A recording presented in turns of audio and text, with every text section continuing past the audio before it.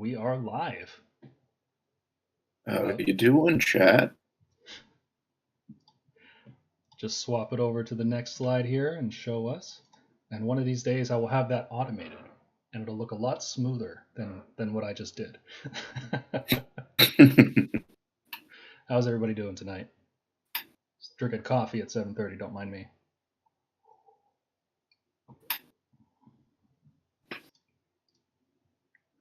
$1 a.m. in Ireland. God damn. I'm always amazed at how many people we have stay up that late for our live streams. Like, we got to be doing something right if people like us to stay up that late. Yeah, especially if they want to listen to my monotone voice, right? So obviously, based on this slide, I won the painting contest, guys. That's my model. That's the winner. Thank you. I'll be sending myself a box of guides. No. I was the real winner because I didn't have to paint a Knight-Relictor. Yes. I didn't have to put myself through it.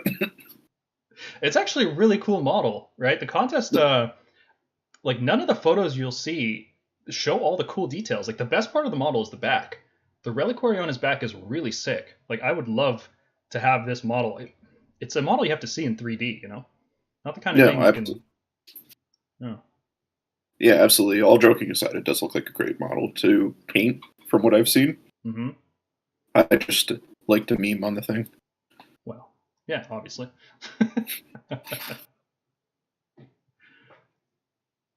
Just let everybody What's up, ECP?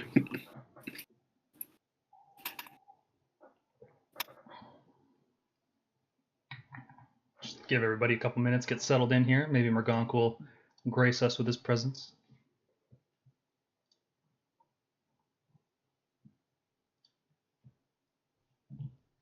What have you been painting up lately, James? You want to show the chat? Yeah, let me go get sort of it. Like, do you want me to show off the walls, drakes? What do we got going on? All of it, man. Let's see it. All right, just give me a few. Yeah.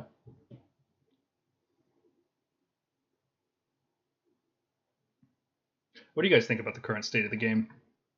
What does chat think about it? I wonder if our thoughts will be aligned.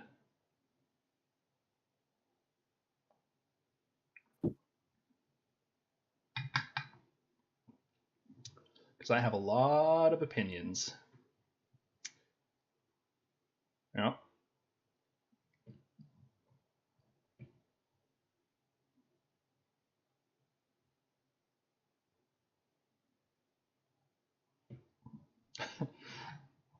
Thanks, Adar. Appreciate that, buddy.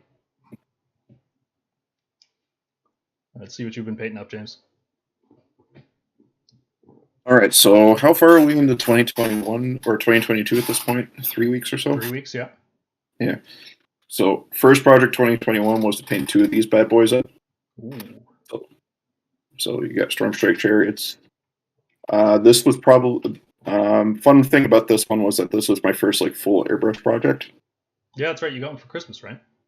Yeah, I got a Wada Neo for Christmas, which is a fantastic airbrush when it comes to doing like high coverage and base coating.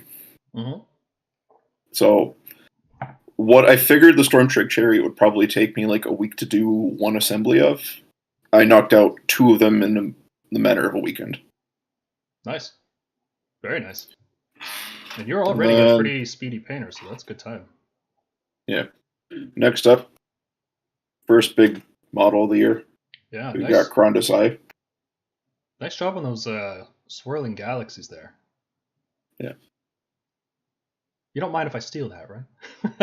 No, by all means, man. Sweet. I think Ox King was planning on doing something like that. Sorry if I spoiled anything there, Ox King. Everything that guy does is wonderful. I love that guy. He's gonna knock my work out of the park, quite frankly, or just make my stuff look to shame. He put up this Knight Judicator. I love how he clips bits off different endless spells and puts them in the right spots. And his Knight Judicator has it right on the tip of the arrow, and the whole thing is lit up beautifully. It's such a cool model. Yeah. Stormdrake Guard first test model's done. So nice. Just for the dragon. What color are you? And then you doing your standard Thunder Strike scheme for those guys? Like you do like silver and purple, right? silver, purple, gold accent with a little bit of red. Nice. Actually, on that note, you can see the armor plating on the Stormdrake there. Mm-hmm. And then finally, to get ready for battle reports as they're coming, Paul gave me a bunch of terrain this week to work on. And yeah, I got most of it done at this point. Yeah. Yeah, that color scheme is going to look really good on a white table. On Yeah. that winter mat that we bought, that's going to look dope. Yep. And How about you, Paul? what have I been painting? Yeah. That Knight-Relictor over there, and a Knight Arcanum, and that's it. I do batch painting, so like I have 3 Grand Hammers that are pretty close to being done too. They're all in another room; they're not near, and I'll finish them off eventually. Yeah. Yeah. I interrupted you in the middle of that or something. Something No you were saying there. I don't even remember. It's fine. All right, so let's talk about the Knight Judicator painting contest. So this was the first painting contest, and it was really just an excuse to paint the Knight-Relictor because we kind of meme on him a little too much, and I feel like I'm never going to paint him if I keep talking about him the way that I've been talking about him. And I thought it'd be fun to just have an excuse to paint one, and we'd involve other people, and we thought, use some of this AdSense big bucks to give back a little bit. So thought we could offer some people an actual prize worth something instead of, well, it is a real prize to get on Lords of the Storm. That's an excellent accolade there.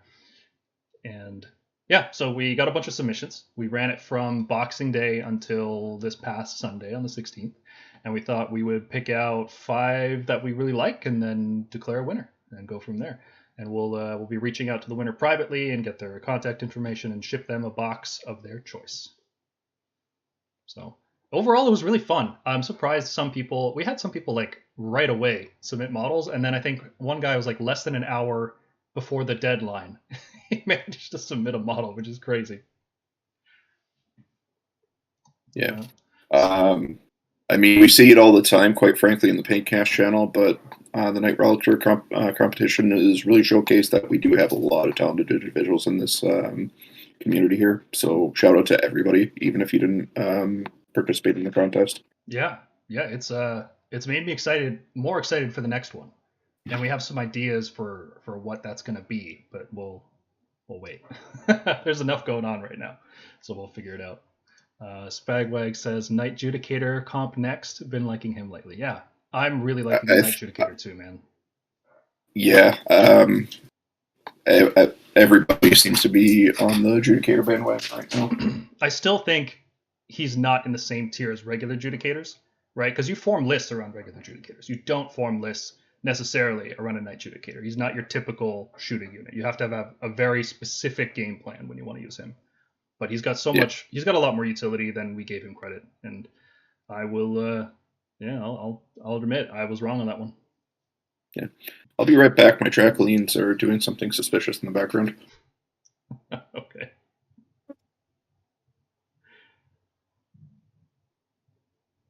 Let's see here. Jose says game seems fun, but there's still a bunch of haves and have-nots. Yeah, that's definitely on my list of things to talk about right now.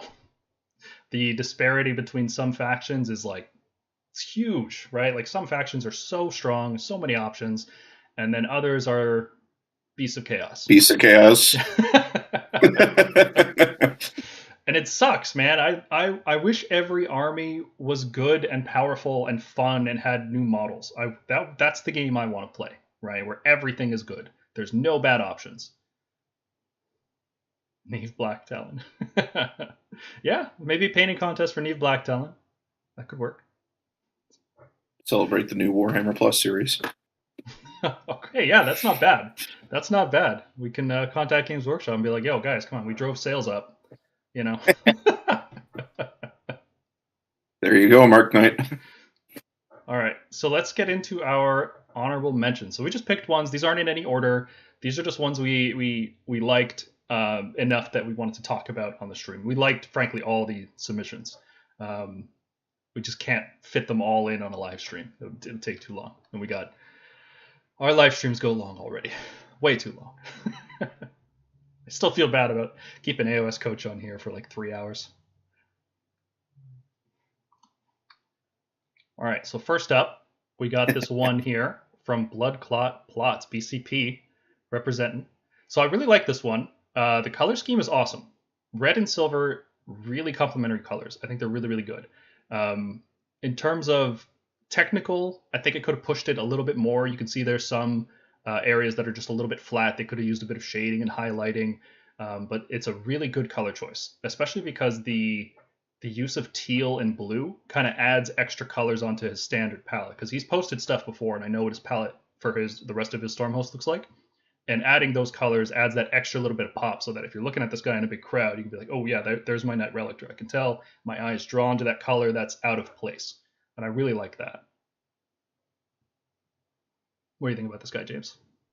Yeah, the main thing that drew it to me, and he was on my top 3 submission for the judging, was just the color palette itself. Like, I love the scheme on this one, so great job, Blood Clots. And again, like you said, the blue accents the orangey gold on this one quite well. It's a very what warm appears gold. to be orange. Very warm gold, and then the red, and then you've accented it with, or contrasted it with the blue and teal. So I quite like that. Yeah. Good job, man. This one looks good.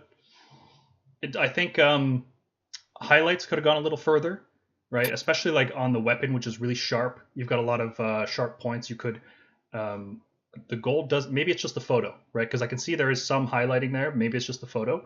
But I think you could have pushed the highlighting just a little bit further on some of the edges there, because there's a lot of sharp edges on this model that are contrasted with the flowing, billowing robes. So you have a lot of room there to really make those edges stand out. Yeah. I will say the blending on the robe does look pretty damn good. Yeah, the shading is good. I like it. Yeah. And the base too. I'll have to ask you, respond in the chat there when you have a chance there, BCP. If is that like green stuff that you cut into, or is that a roller? Or what exactly did you do there? Let us know. And moving on here to Clockwork. I appreciate 2 things about this one a lot. One, he gave it a title, which is Judgment Comes, which is very fitting because his scheme is like this grim dark Stormcast, right? Like, look, he does this cool thing with chain faces and hoods all over his guides. He's got a really pale blue, like navy blues. Looks really good. I've seen his army. I think we've even shown him on the podcast before when we were doing our tactics video. We had his Stormhost lined up against a bunch of other things. And again, he's got that little accent of this light blue. So this model is going to stand out against his whole army. So this one, yep. I also just, the color scheme is great. The hood and chain face is great. That's such a good look for this model. I definitely went the same way with my guy. I replaced the helmet right away. As soon as I replaced the helmet, I completely changed my opinion on this model. It looks much better without the default helmet. Yeah. My take on this, I love the high contrast on this one. You're sticking to a fairly monotonic scheme here, I'd say. But again, that little bit of blue does give it enough contrast to make it stand out. The base does the job well. It's simple. Doesn't pull away from attention on the model. Mm-hmm. Yep. And again, sorry, go ahead. Oh, I was just, no, finish. Yeah, I was just going to say, I like anything that could do something different with the Knight-Relictor head, because I'm not the biggest fan of with the head of the kit, so. Yeah, and I didn't realize that it was the helmet that was turning me off from the model, pretty much. Right? Because once you swap that out, this model looks way better. It's awesome. Yeah. I really like the small hints of this kind of brassy gold that he puts in his scheme.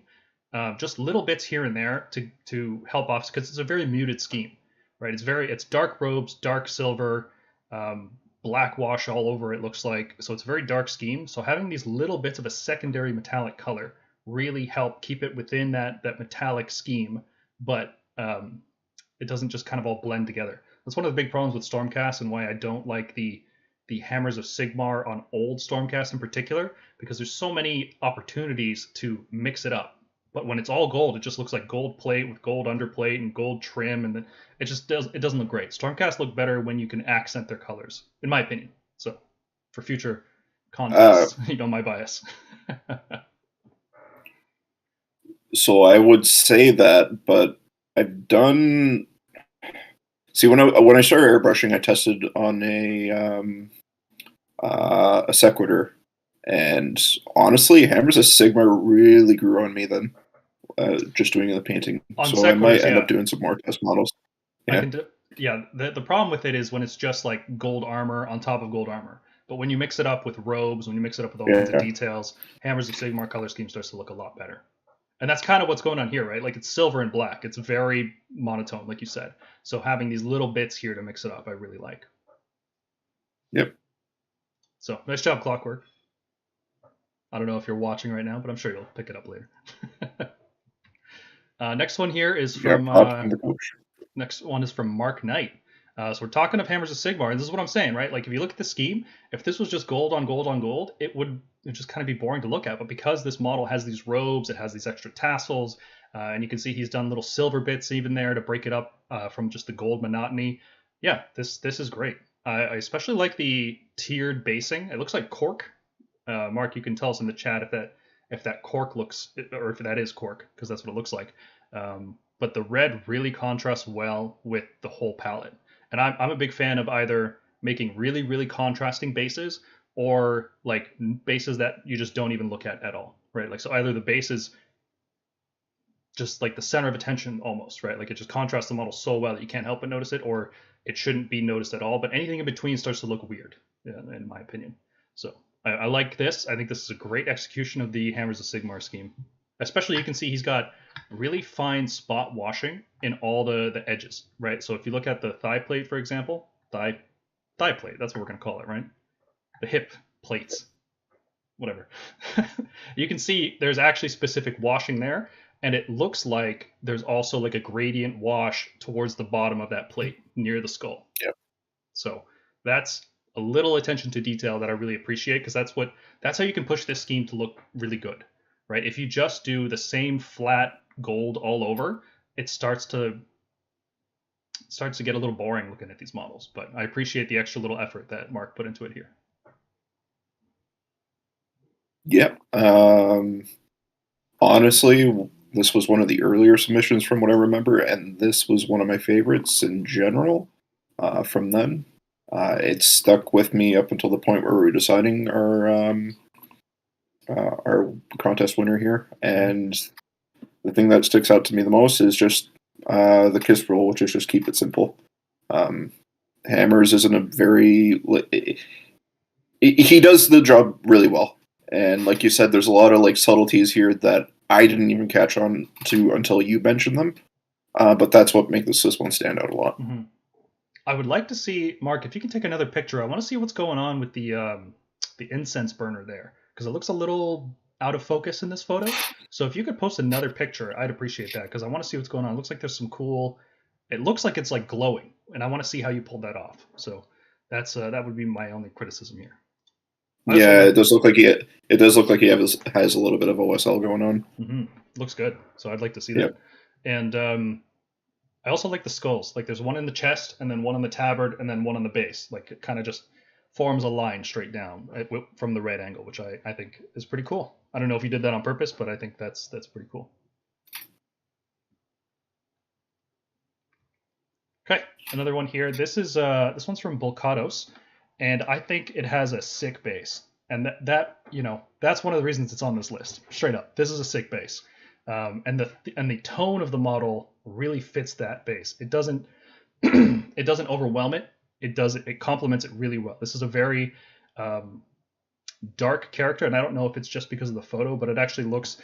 The lighting is actually centered on this part of the model, and it's darker back here. Or I guess I should hold it this way. So if he's holding the sensor this way, right, it looks like this part of the model is a bit darker. And I don't know if that's just from the photo, or if it's actually darker back there, but it looks good in this photo, so I really like it.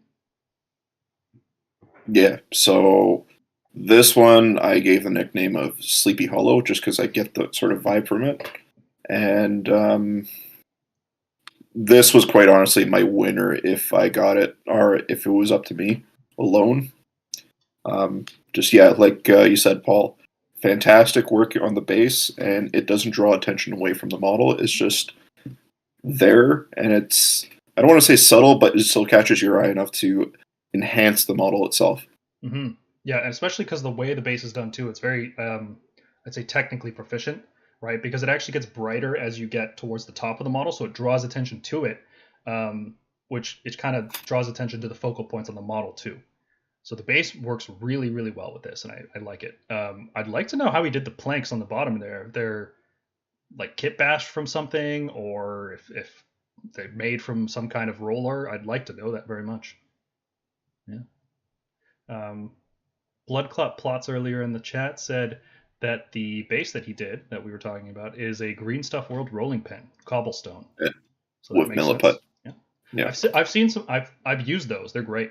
Yeah, I remember. I remember back when we were living at our old place with our buddies there. You and Baby Crans were testing out some of those rollers. Mm-hmm.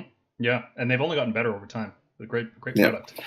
And I've seen some people who just put like flatten green stuff out, and then they take a cutting knife and they just cut a grid into it. So I was wondering if that was it or if it was a roller, because it looked like it was kind of centered in there. So cool. Mark Knight says, yes, that's cork on the base. Didn't notice about the skull alignment, but that sounds cool. We'll send a picture of the OSL effect on Discord. Cheers. Cheers, bud. Looking forward to that. All right, and I think up next is our winner. Right? That was fine? Yeah, okay. I wish we had a drum roll sound effect we could use. Got to get a soundboard going. We do. All right, so, oh no, sorry, one more. I miscounted. One more. This is not the winner. Honorable mention. This is from Jansen Ring, and he's got this whole Stormcast army that uses. I love resin bases. I'm such a fan of using cool sculpted bases. I love having extra little details. I love any time Games Workshop puts out a model with a scenic base, like the whole base, not like a piece of it, like with Indrasta, which that drove me crazy. There was only that little bit there because you had to fill the rest of it in with some texture paint. It was a pain. And Jansen Ring here definitely puts all the effort into these bases, and I love that. I had to put it on here just because I have that exact base. It's sitting in my pile of shame. I haven't found a use for it yet, and I kind of regret not using it for the Knight-Relictor now. But yeah, he also uses these helmets, and I believe they're from Puppet War, and they're fantastic helmets. So I just really appreciate how much like extra detail went into converting as, simple conversion, but still a good conversion. Yep, solid job overall for me. I'm loving the scheme on this one. From what I'm seeing, I think it's non-metallic metal. Correct me if I'm wrong there, Paul. It's hard to tell from this shot. I don't think so. It looks like true metal, but maybe he can let us know in the Discord. Yeah. Either way, you did a fantastic job with this one, especially on the contrast with the armor panels.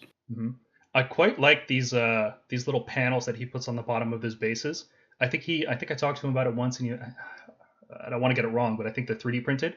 And yeah, I think I recall that. Yeah, and these are cool. I don't know how I feel about having an entire army of that, because if you think you have like, a squad of 15 Vindictors and each one of them says Vindictor on it, like it might start getting a little bulky there, but it's really cool, and I really like that, and especially for heroes. I wonder if it's like detachable or something. It looks really cool, especially in a display cabinet. That's my jam. I would love to have that. Yep. I also like the work on the stone here. I think it could have been pushed a little bit further with contrast.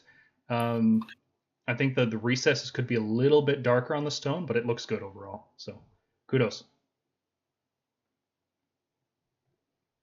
And this one's going to be our winner, right? Yep. Okay. All right, first place is Andreas SCE, and it's a great scheme. I have never seen a Stormcast scheme like this before. This is like you see people in 40K do really wacky schemes with their dudes, and you don't really see a lot of that in Age of Sigmar. And I think this is right up that alley. This is a very unique color scheme, which immediately draws the eye towards it. But it's also really technically proficient, and I really appreciate that about it. The washes are really powerful. You can see there's non-metallic metal all over the model, which is I haven't figured out how to do it yet, so that looks good to me.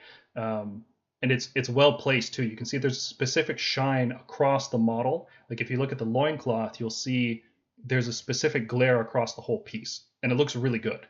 The purple cloth looks good. The black armor looks good. There's even like little chipping details that he put in. Non-metallic metal all over the whole thing, especially on the like the little incense burner there. Looks really good. I'm a big fan of this model. So definitely, this is definitely, I think, the best one of the bunch. Yep. Very technical. You got some very good technical paint schemes going on here. I gotta admire it. Non-metallic metal, like Paul said, is something that he hasn't figured out. I haven't figured out yet.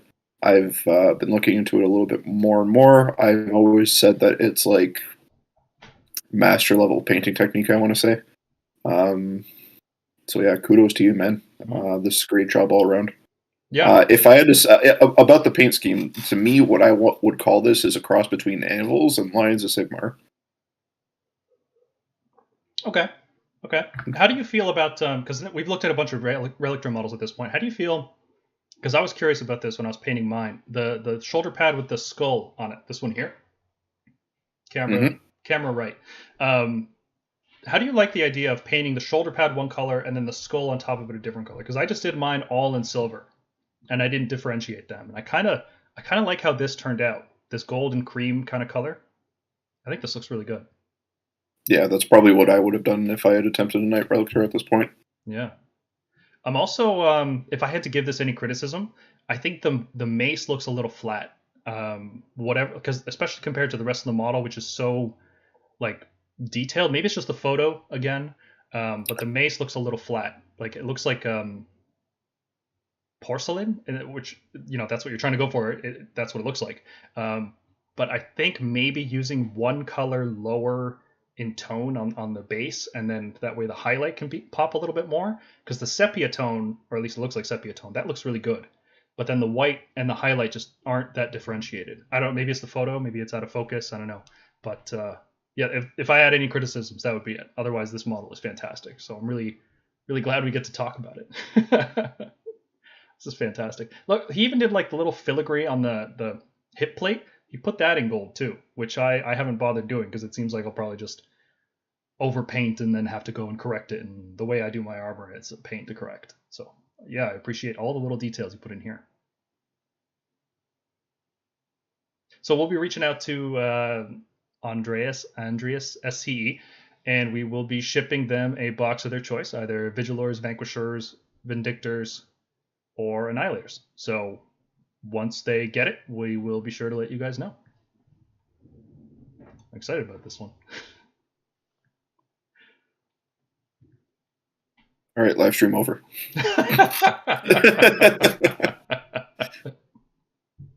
Oh man, what's up, AOS Coach? How you doing, buddy? I see you in the chat. All right, our next topic here is we're going to talk about the updated Fyreslayer and Idoneth rules. Now, James, I don't know how familiar you are with these dudes, but I think I can paint a pretty picture for you, especially anybody watching this. If you guys aren't that familiar with other armies, I don't blame you. Age of Sigmar is a very complicated game. There's lots of Warscrolls. So we're going to talk about this, assuming people know nothing about these armies. I'm going to try to give you as much context as you need so that you can be enraged by the changes. So the Fyreslayer rules. They have a new hero, and this guy is called the Flame Keeper, as opposed to the Flame Master, which Games Workshop called him in their own article about him, which shows you how much they care. He has an ability where you put a dice next to him at the start of the game, and every time a model dies wholly within 12 inches of him, you increment that counter up to 6. And once you reach 6, this is really complicated, but once you reach 6, at the start of the combat phase, you can use one of 4 different abilities with him. And those abilities are to give a unit a 6-up ward, to give a unit the counter charge, which is exactly what it sounds like. During the enemy's turn, you make a charge roll instead, which is pretty strong. Or you can give a unit that if it dies, it can fight before it's removed. Or you can give a unit +1 to damage with all melee weapons. So those are the 4 effects that you can do. And this effect does stack. So if you do have 2 Flame Keepers next to each other, then you should be able to use both, right? And that's it. That's all this guy does. He has like a pretty weak melee attack. He's like 5 wounds on a 4-up save. And that's it.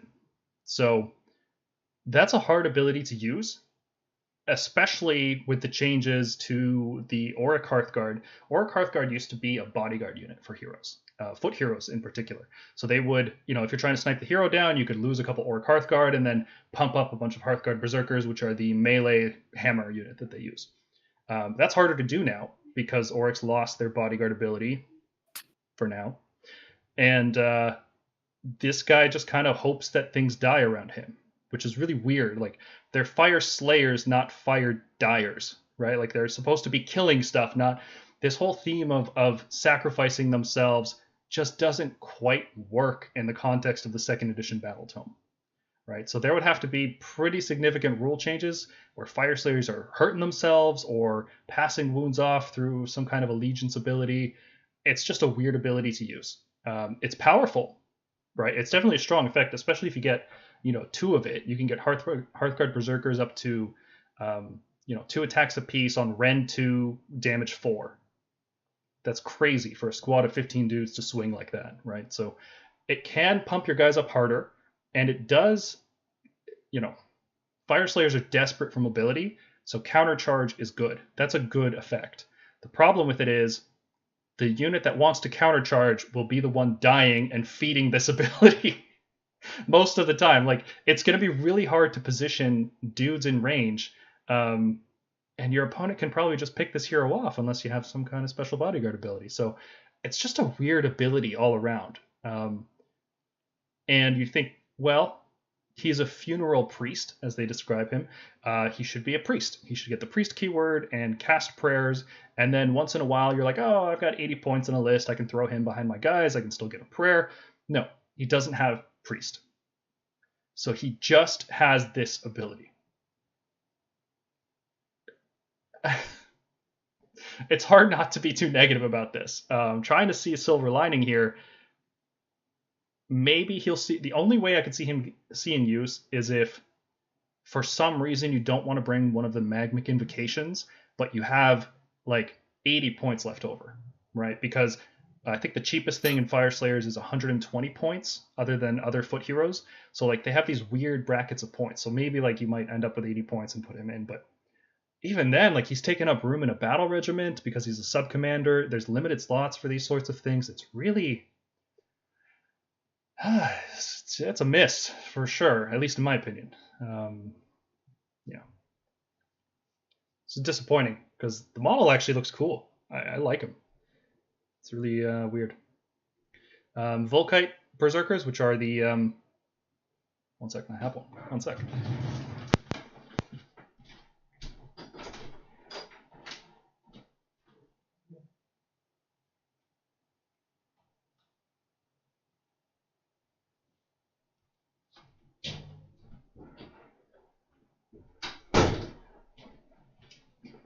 I don't know why I didn't think of that sooner. I'm actually a Fyreslayers collector, so I can have that. All right, so here's Volkite Berserkers. Right, you've got these guys here.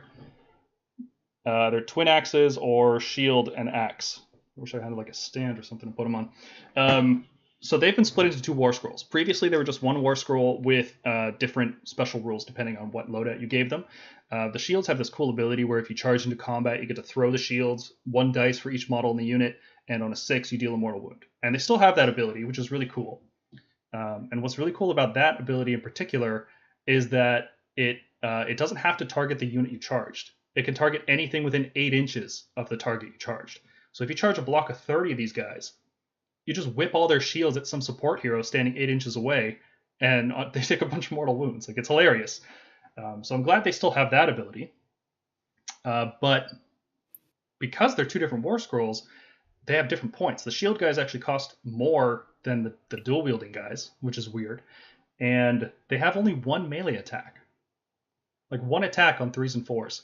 Rend 1 if you have the pickaxe, 1 damage.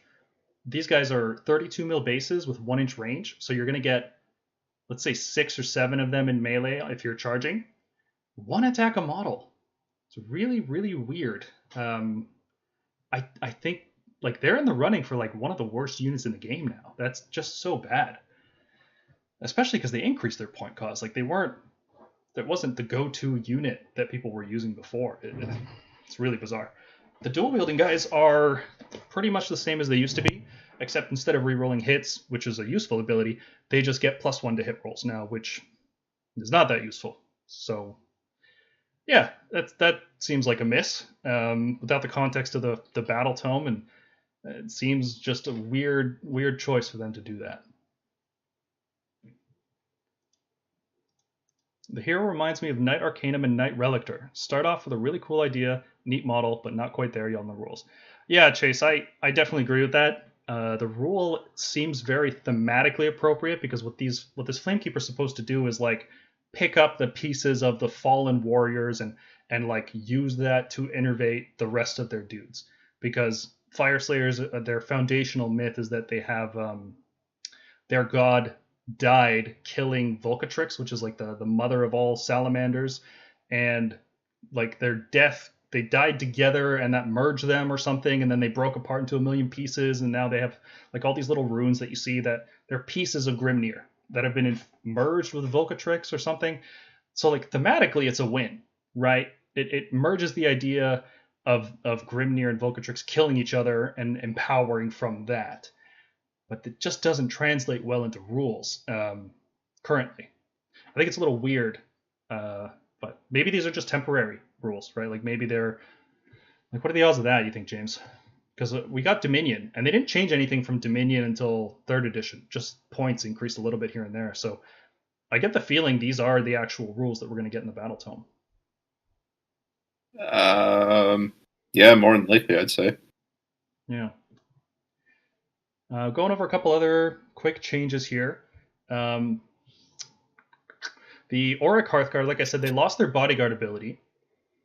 It was one of the weirder bodyguard abilities because it counted as a ward, where most bodyguards don't.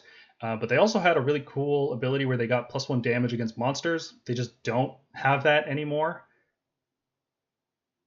Really weird. I hope they make up for it somewhere in the battle tome because they were actually looking really good in Monster Hammer. They were a solid pick. You could tunnel them into play and shoot down a bunch of monsters. It was pretty good. They also had this ability where if you hit a unit, it would have its movement halved. Now they still have that ability, but it only activates on hit rolls of 6, and each hit roll of 6 reduces movement by 1 inch, up to a maximum of half. So it's strictly worse than it used to be, which is really disappointing. And Hearthguard Berserkers, the super killy melee hammer, they're pretty much the same. They're still going to be really punchy, but they have their ward ability is now wholly within 9 inches. So the Fyreslayer rules are really, really disappointing. I was really excited about getting updated rules for them, and now I hope they just don't release any. I'm really worried about Seraphon getting an update now. Like, they're going to obliterate that army. And I wonder if this is a scenario where they're like Slaanesh had a really powerful 2nd edition battle tome, and the 3rd edition battle tome is like, it's a big stinker, right? Nobody really likes it. And I'm wondering if Fyreslayers are going through the same thing, because their 2nd edition book was phenomenal, but their 3rd edition one is not off to a good start, to put it simply. And then looking over the Idoneth rules, they also have a new hero, the Thrall Master. He has an aura that activates at the start of the combat phase, which gives a Namardi, that's a keyword unit, which is the Reavers and the Thralls, I believe. I'm not an Idoneth expert, so it might be another unit in there. But they get to pick one of 3 effects. Either they can reroll hit rolls of 1, they get exploding hit rolls of 6, or they have -1 to wound rolls. So obviously, this is elf favoritism in action. Games Workshop always does this. They take all this time to set the game up in a certain way, and then like, hey, elves, do the opposite. Like, they remove hit rolls everywhere and then give them to elves. Wound rolls being reduced by 1, that was too powerful for Stormcast dragons. We gotta give it to the elves, though. What can you do? Now, the cool thing about this ability is that it actually stacks. If you have 3 of these guys, you get all 3 auras. I don't think that's worth it, but that is cool. Especially now because Thralls, James, I don't know, have you played against Idoneth before? No, I don't know any IDK players in the area. Jordan from Season of War plays them. I don't know if he's been playing them lately, but maybe we can have you guys set up a game and he can teach you firsthand just what Idoneth do. So Thralls were one of these units that had 32 mil bases and 1 inch reach, so they were pretty much unplayable. But now they have 2 inch reach, and they're amazing. Just like that. That's all a unit needs. Like, if Volkite Berserkers had 2-inch reach, totally different game. Chase thinks the Thrall Master will be FAQ'd where you can only bring one or their auras don't stack. Maybe. Depending on how many points he costs, he might not even be an issue, right? Like, a lot of stuff that stacks in this game would be fine if it didn't stack, but depending on the points, it's not necessarily broken if it does stack. So we'll see about that. Yeah. If you want to pay for it, then you can use it type thing. Yeah. And none of these effects are like overwhelmingly good, right? Rerolling hit 1s and exploding hit 6 in terms of offensive potential is each one of those is about as good as getting +1 hit, right? So you could be on 2s, rerolling 1s with exploding 6s. It's not even that broken because Thralls are they're paper thin, right? They have poor defenses, poor bravery. They die in droves and run away even faster. So if these were a really durable unit, I could see it being a problem, but no, you can just kill them first. It's not the big deal. The Idoneth Sharks got more expensive. I always found Sharks weird that they were this like 100-point unit. It's like a surprisingly big model, and the fact that you get one of them for like 100-something points was weird. But now they're more expensive. Their shooting is bigger. It's D3 damage instead of 1, and it's really, really good now. Like 4 shots on 3s and 3s, rend 1 D3. With all the auras that Idoneth have, that's really good shooting. It's comparable to like Judicators. That's how good their shooting is now. So I think Shark spam is going to be a thing because any army with fast, efficient shooting is just good in this game. That's how it always is. They're also 10 wounds now, which means they don't get cover, which matters because Idoneth have a cover mechanic, so they just don't get that anymore. And they can get a unit champion if you bring him in reinforced units, which is cool, I guess. It's kind of weird that they can't issue commands to themselves on their own. They have to bring a reinforced unit to issue a command to themselves. I think that's weird, but what can you do? Reavers were like, they're just ranged thralls, and they've standardized them. They're 2 shots on 3s and 3s, rend 1 damage, 170 points for 10 models. Very standard in this game. I think they're very efficient.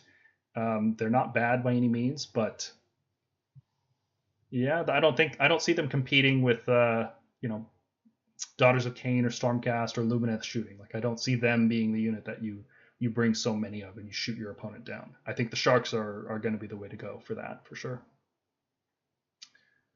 Yeah. So Idoneth again Idoneth's a mixed bag because Thralls are playable now, and they got a great new hero that makes them even better.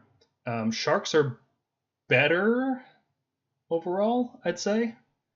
Reavers used to have 2 different shooting attacks. So they had one that was 9-inch range and 3 shots, and then they had another one that was longer range but 1 shot. So you were really encouraged to get within 9 inches, which in the previous edition made them kind of junk, right? Because if you're within 9 inches, you're just going to die, and there wasn't really a way to deliver them within 9 inches before they would have a chance to get hit.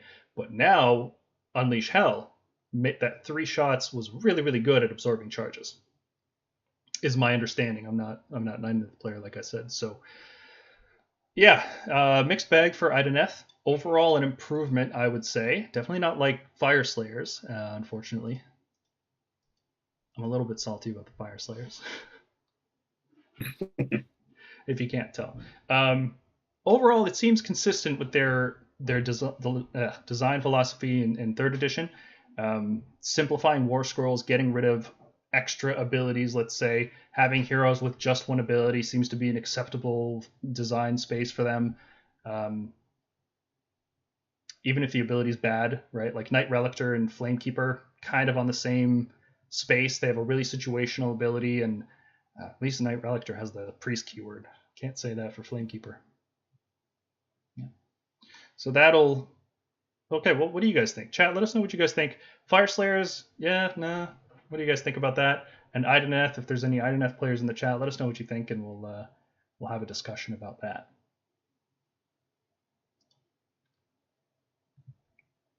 And that brings us into the state of the game. So James, you played a little bit of 2nd edition, so you had some context of what's going on. And 3rd edition did a lot of things right. I think we can agree on that, especially compared to 2nd edition. The game feels better to play, right? Second It edition. Go ahead. What I was going to say, just to prime this, is that third edition to me versus what I remember in my second edition games is that third edition feels a lot more strategic. You got to think out your your turns a bit more, and it's more reactive at the end of the day. Like, you're not sitting around doing nothing while your opponent rails you on their turn. Mm-hmm. Yeah, it's got reactive gameplay, and I really like that, because going into third edition, I think they were in a position where they had to pick either we drop this concept of rolling off for turns, or we mitigate them. And I think that decision kind of drove the design of the whole game, right?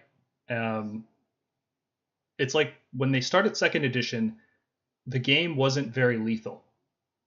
To give you some context, stuff would usually play out to 3 rounds, sometimes 4, and then by the end of second edition, things had gotten so lethal that everything was just dying at the bottom of round 1. You knew who was going to win based on who won the roll off. Most games were like that. It was disappointing. There was a lot of strategy and tactics that went into it, and there was an element of it that was really satisfying. But just because everything was so lethal, and because everything was pretty fast, like every army has some way to deep strike charge or something like that, that's where we were at the end of second edition. So start of third edition, what I saw them doing was moving to mitigating double turns with things like all out defense, finest hour, going into more opportunity costs for things like battalions and command abilities, which is good. I think all of these are good changes. But the best thing they did was just making the gameplay more reactive, because the biggest complaint with Age of Sigmar was, and this happens in 40k, I think too, you don't do anything while your opponent kills your models. You can go like half an hour and all you do is make save rolls and remove your models. And that just feels awful, right? That's just not a very fun game to play. Like, imagine if you were playing chess and your opponent had half an hour to move all their pieces around, and you just had to sit there and watch them do it. The fact that, like, there's a certain amount of engagement that a game needs, right? And I think third edition nails this point.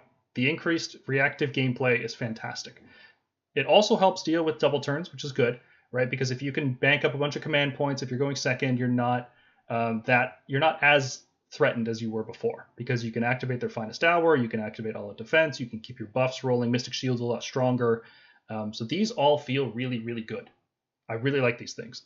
I like that you're doing things on your opponent's turn. I like that you're doing rallies and redeploys and all this stuff. It keeps you engaged. There is a downside there. You don't get to like go have a beer while your opponent figures out their turn at a tournament. So that's kind of a bummer. But otherwise, the game feels a lot better because of that. The battle plans are also great. The second edition battle plans are great. Third edition battle plans are also great. They've been consistently good. That's always been one of the hallmarks of Age of Sigmar as a tournament game, or just a game in general, is that the battle plans have always been good. Except Tooth and Nail. I think that concept, they keep trying to make it work, and it's like fetch. It's not gonna work. Stop trying to make fetch work, okay? But otherwise, the battle plans are great. They give you enough story reason to do things. It's not just roll dice at each other and fight in the middle of the board. There's lots of variety in the battle plans, and I really like them.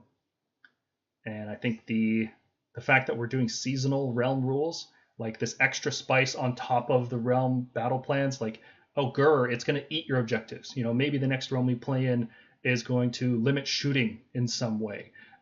This one encourages monsters. Maybe the next one won't. Maybe the next one will encourage wizards or heavy armored units or light armored units, right? Maybe we go into the realm of metal, and anything with a 4-up or better save has their movement reduced or something. I don't know. So there's lots of possibilities. Realm of Shadows, we have a stealth meta. Yeah. Maybe in the Realm of Shadows, you can't shoot past 20 inches or something, right? Really put a cap on this high-powered shooter that we're dealing with right now. And I like that. I really like that, and I think a year is the right amount of time for that sort of thing, because you don't want people to get like whiplash with the rules. Like, oh, I took 3 months off and now we're playing in a new realm. Like, that's just awful. You don't want people to deal with that. You want to make sure the game is accessible to get into, and it's accessible to get back into. You don't want to leave too much space for people to just completely fall behind and just feel like they're never going to keep up. It also, I think, is the right amount of time for list making. Like if you're making value judgments on things, like right now we think Stormkeep Guard are really, really good. We think Taurolons are good. We think all these different monsters are good in the game. And it feels good to be able to say that something is good. Does that make sense? Like, it's really weird if every conversation you have about the game would be like, oh, this thing is good on this battle plan, or this thing is good if you're in this realm, but it's not good if you're in any of the other realms. Like, if something is too situational, if you can't make a proper judgment decision about whether it's good or bad, there's an aspect of that that's good. But in general, not being able to make a decision about something kind of sucks. Like, it's good to solve something. It sucks that there's weak units and that there's strong units. That is inevitable, right? You can't not have a situation where some units end up being more valuable than others. But I like that 1 year, and then they shake it up. Make your judgments, make your decisions, and a year from now, we're going to throw it all out and you can start again. And I think that's fun, because part of the fun is solving the game, right? Figuring out what's good and what's bad is a big part of it. And I like how 3rd edition has been going with force multipliers. They have not been going crazy with force multipliers. If you look at the amount of buffs to hit rolls and wound rolls and attacks and charge and things like that, going from every 2nd edition battle tome to every 3rd edition battle tome we've seen so far, it's drastically reduced. The very few outliers we have are like Thunderbolt Volley is definitely an outlier, but that's once per game compared to in 2nd edition we were doing that every single turn. Right? So there's a concerted effort to peel back these force multipliers and make the game less lethal, especially when you combine it with the reactive gameplay. Things aren't dying as quickly as they were before. They're still dying very quickly, but not as quickly as they were before. Unit sizes are smaller, which makes force multipliers less impactful, right? If you're only buffing 15 guys instead of 30 guys, that's a big difference in terms of how much power each buff adds. But it also makes those buffs feel better because you're limited in how many activations you can do in combat, how much space you take up. So each activation has to matter as much as possible. So that's why things like all-out defense feel so good, is because it actually is making an impact. If you were using all-out defense and your unit still got wiped out anyway, that would feel awful. Like, there'd be no reason to use all-out defense, and you'd be like, well, why does this exist? You're like, +1 save, and I'm going to die anyway. Who cares? So the things that are causing it to feel good, I think are good game design. And monsters feel good, right? I think we can all agree. Monsters feel really good to use right now. One of the big issues I had with 2nd edition was that monsters were just a big infantry unit. Like, there was no functional difference between using a Stegodon or using 10 skinks. Or, in terms of points, there's going to be a difference, but like 30 skinks take up a certain amount of space. They have a certain number of wounds. They take damage and they lose damage as a result of that. Stegodons pretty much did the same thing. There's no functional difference, just in terms of it always ended up being more cost effective to use the bigger units. And I think Monstrous Rampages have fixed that problem, right? Because you can do them defensively and you can do them offensively, it has created a space for a unit to act in a way that no other unit, unless it's another monster, can act. And I think that's brilliant. I really like using Monstrous Rampages. I think maybe they were a little too conservative with the ones that they've put in the game so far. And I was hoping they would have expanded that system with battle tomes. What do you think about the current Rampages, James? It's kind of like, from what I've seen, it goes one of two ways. One, you're only really using a couple of Monstrous Rampages ever, or two, people just forget about them altogether. Yeah, it's pretty much Roar and Stomp, right? Those are the main two. Like Titanic Duel sometimes, right? Stormkeep Guard, I think it comes up the most often with them. But that's usually a result because you can't stomp other monsters. If you could stomp a monster, I'd probably stomp them and then use all-out attack. Like if I'm on the charge, I'd rather do that. So a weird thing that's going to happen is, like, right now monsters feel good. How much of that do you think is because of Gur giving us bonus points and making us focus on extra objectives using monsters, and how much of that is just Rampages and monsters, like hero monsters in particular, using Finest Hour? And what do you think is going to happen once we leave Gur? Because there's stuff like you've played against Iron Jaws with their big cabbage and the crazy stomp attack it does that can just wipe units out if you don't have Hunters of the Heartland. Like, is that unit balanced around the game having Hunters of the Heartland? And if we lose that battalion when we leave Gur, does the Ironjaw's Maw Crush just get like insanely powerful? Does it have to? Conspiracy Hammer and me thinks that what's going to happen is Hunters in the Heartland is just going to get a rename for whatever realm we're in. Like every single season is going to have that? Yeah, more than likely. What's up, Finn? How you doing, buddy? Everybody say hello to Finn. I wonder if he remembers me. He hasn't seen me in a while. Oh, he definitely remembers you, buddy. Yeah, it's going to feel weird when we leave Gur. Well, I guess we'll just have to see, right? They can always increase point costs across the board. Hey, Ox King, how you doing, man? We were just talking about you earlier.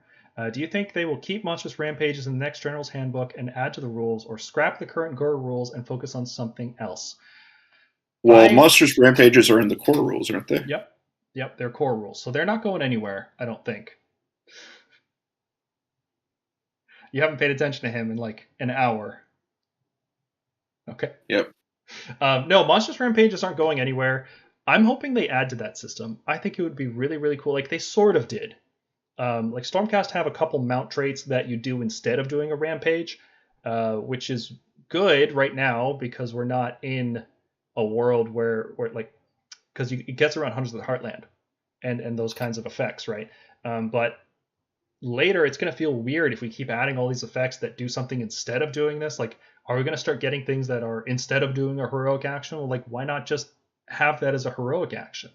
Why develop this system and then develop counters to it, and then develop counters to the counters, and then I'm sure you're going to have to develop counters to the counters to the counters, and it's going to get weird, right? So I'd rather see they have this cool system, use it. Like, why are they? It seems like they're scared to use Monstrous Rampages. I think it should just be in the game, right? If you're going to design a unit around using Stomp, make it cool, make it powerful.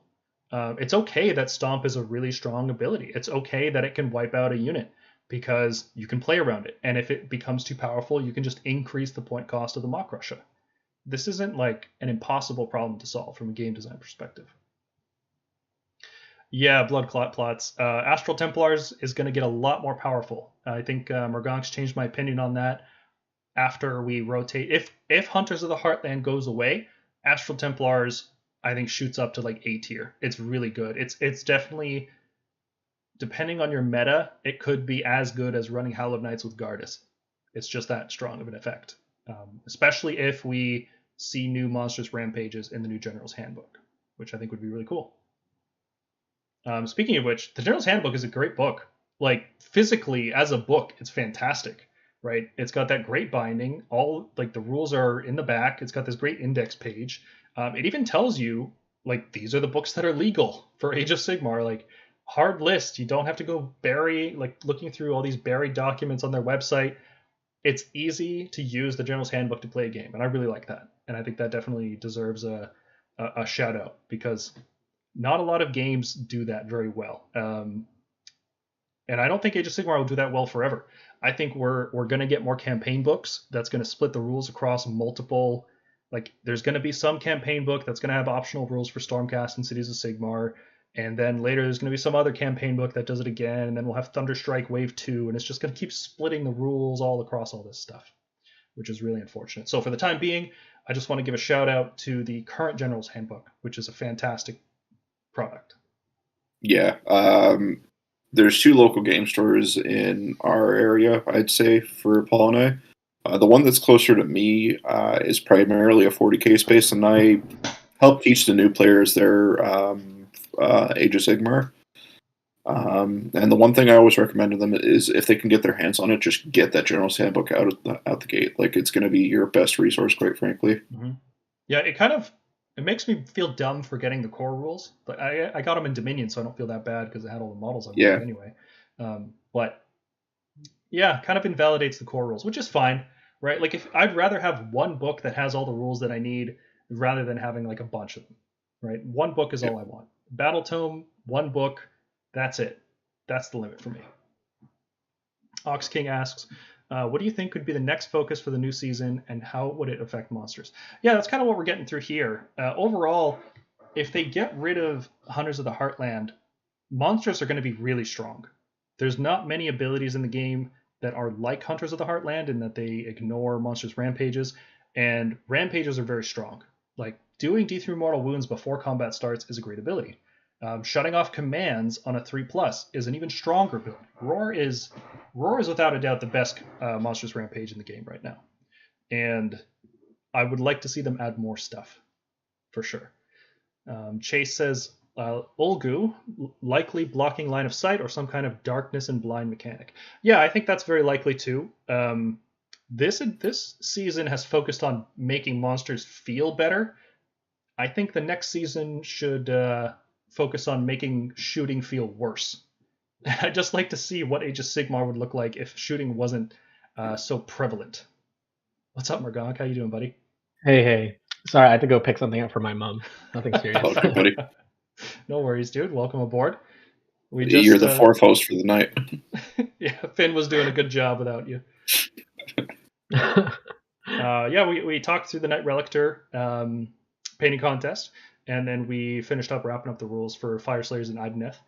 I'm not too impressed with the Fyreslayer rules. Idoneth are looking a little bit better. You want to give me like 30-second opinion on that?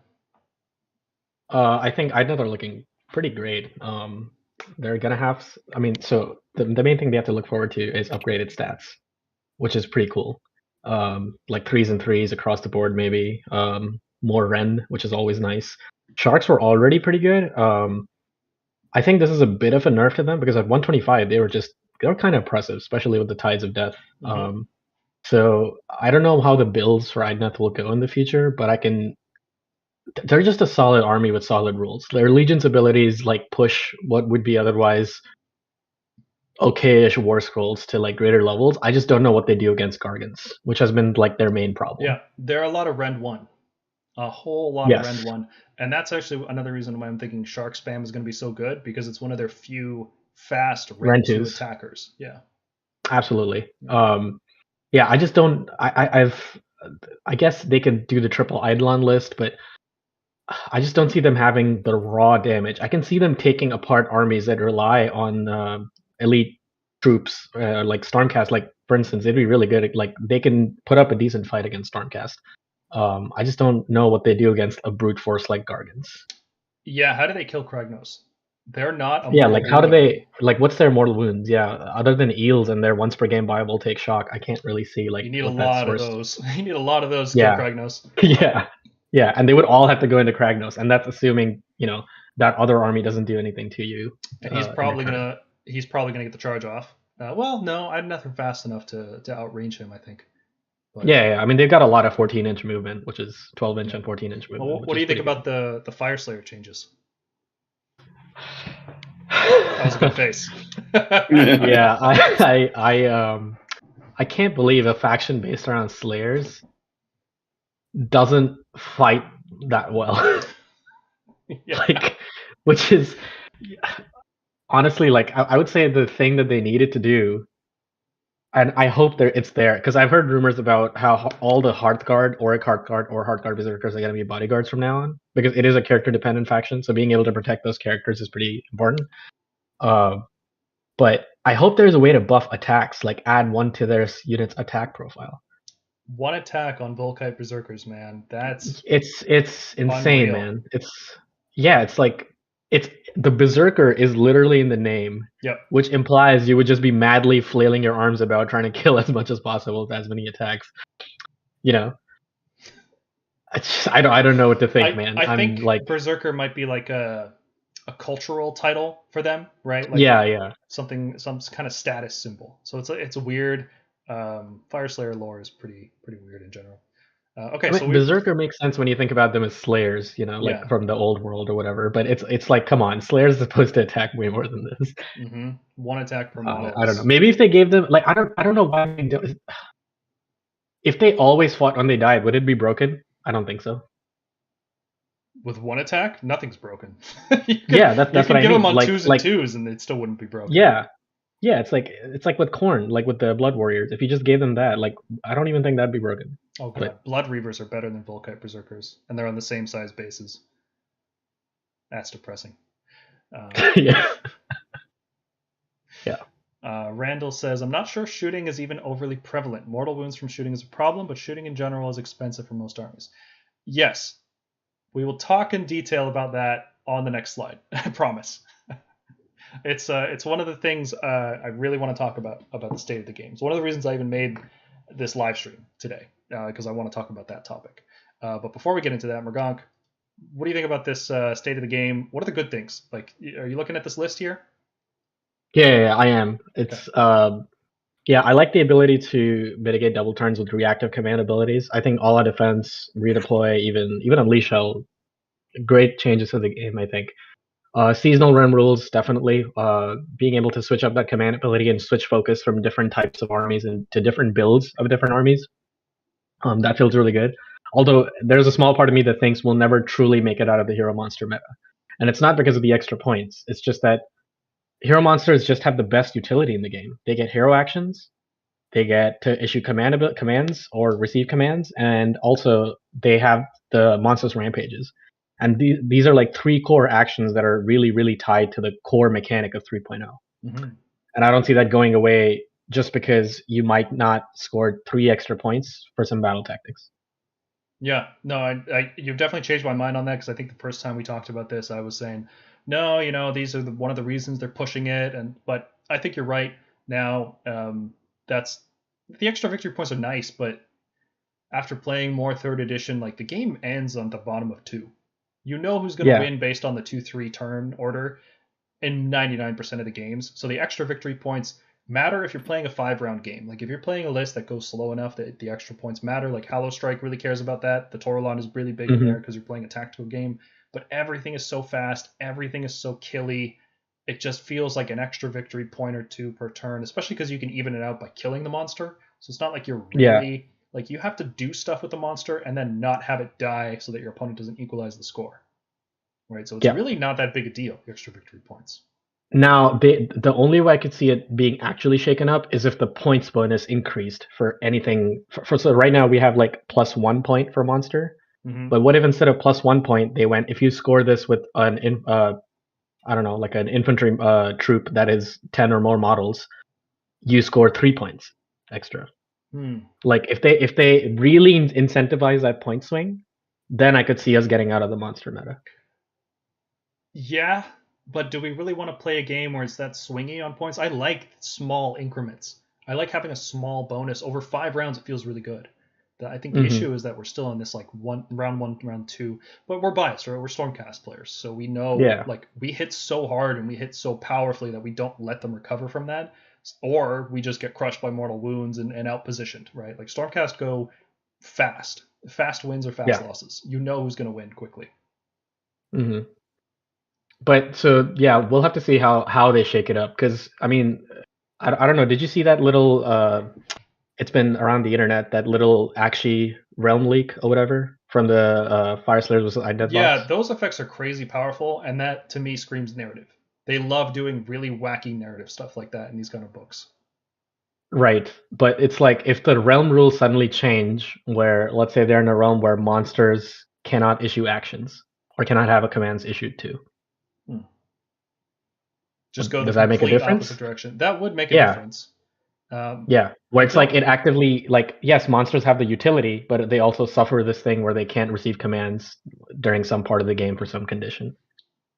It would have to be. I don't like that rule in particular, because I don't like the idea of creating this overarching system with command points and then, oh, these units can't use it this year. Sorry, guys.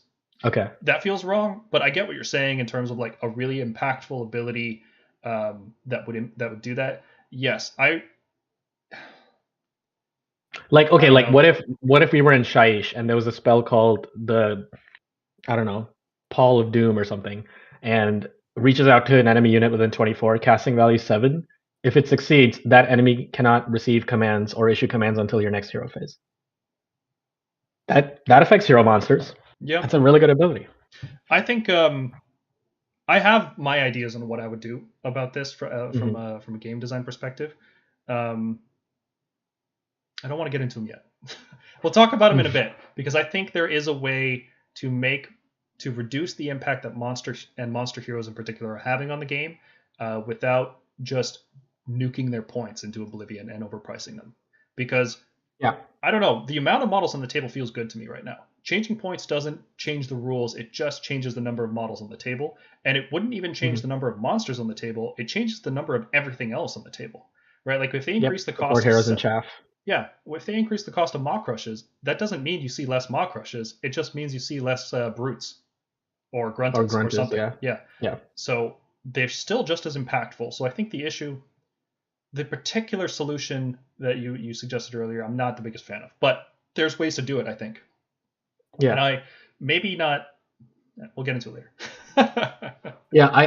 And the only other thing I'd say is, the new reactive system really helps mitigate double turns, but the game is effectively won a lot of times on the double turn, and that's particularly, I think, the fault of Battle Regiment.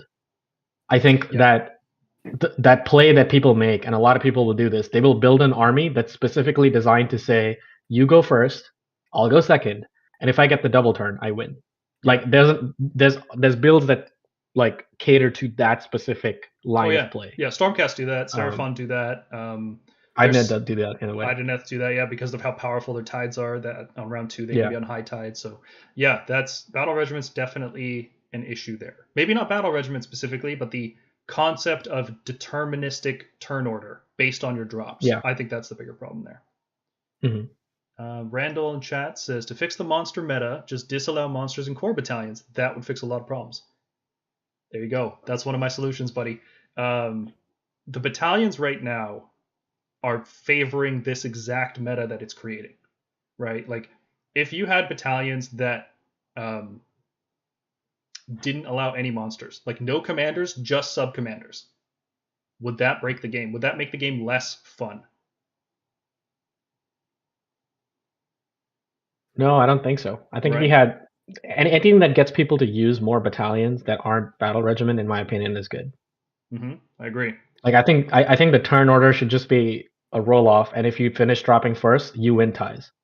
Yeah, I completely agree. I think that I was against that 6 months ago when the edition launched. I thought, no, let's see how it goes. There's opportunity costs here. Hunters of the Heartland is really powerful. Extra enhancements. The only way to get them is to give up a 1-drop.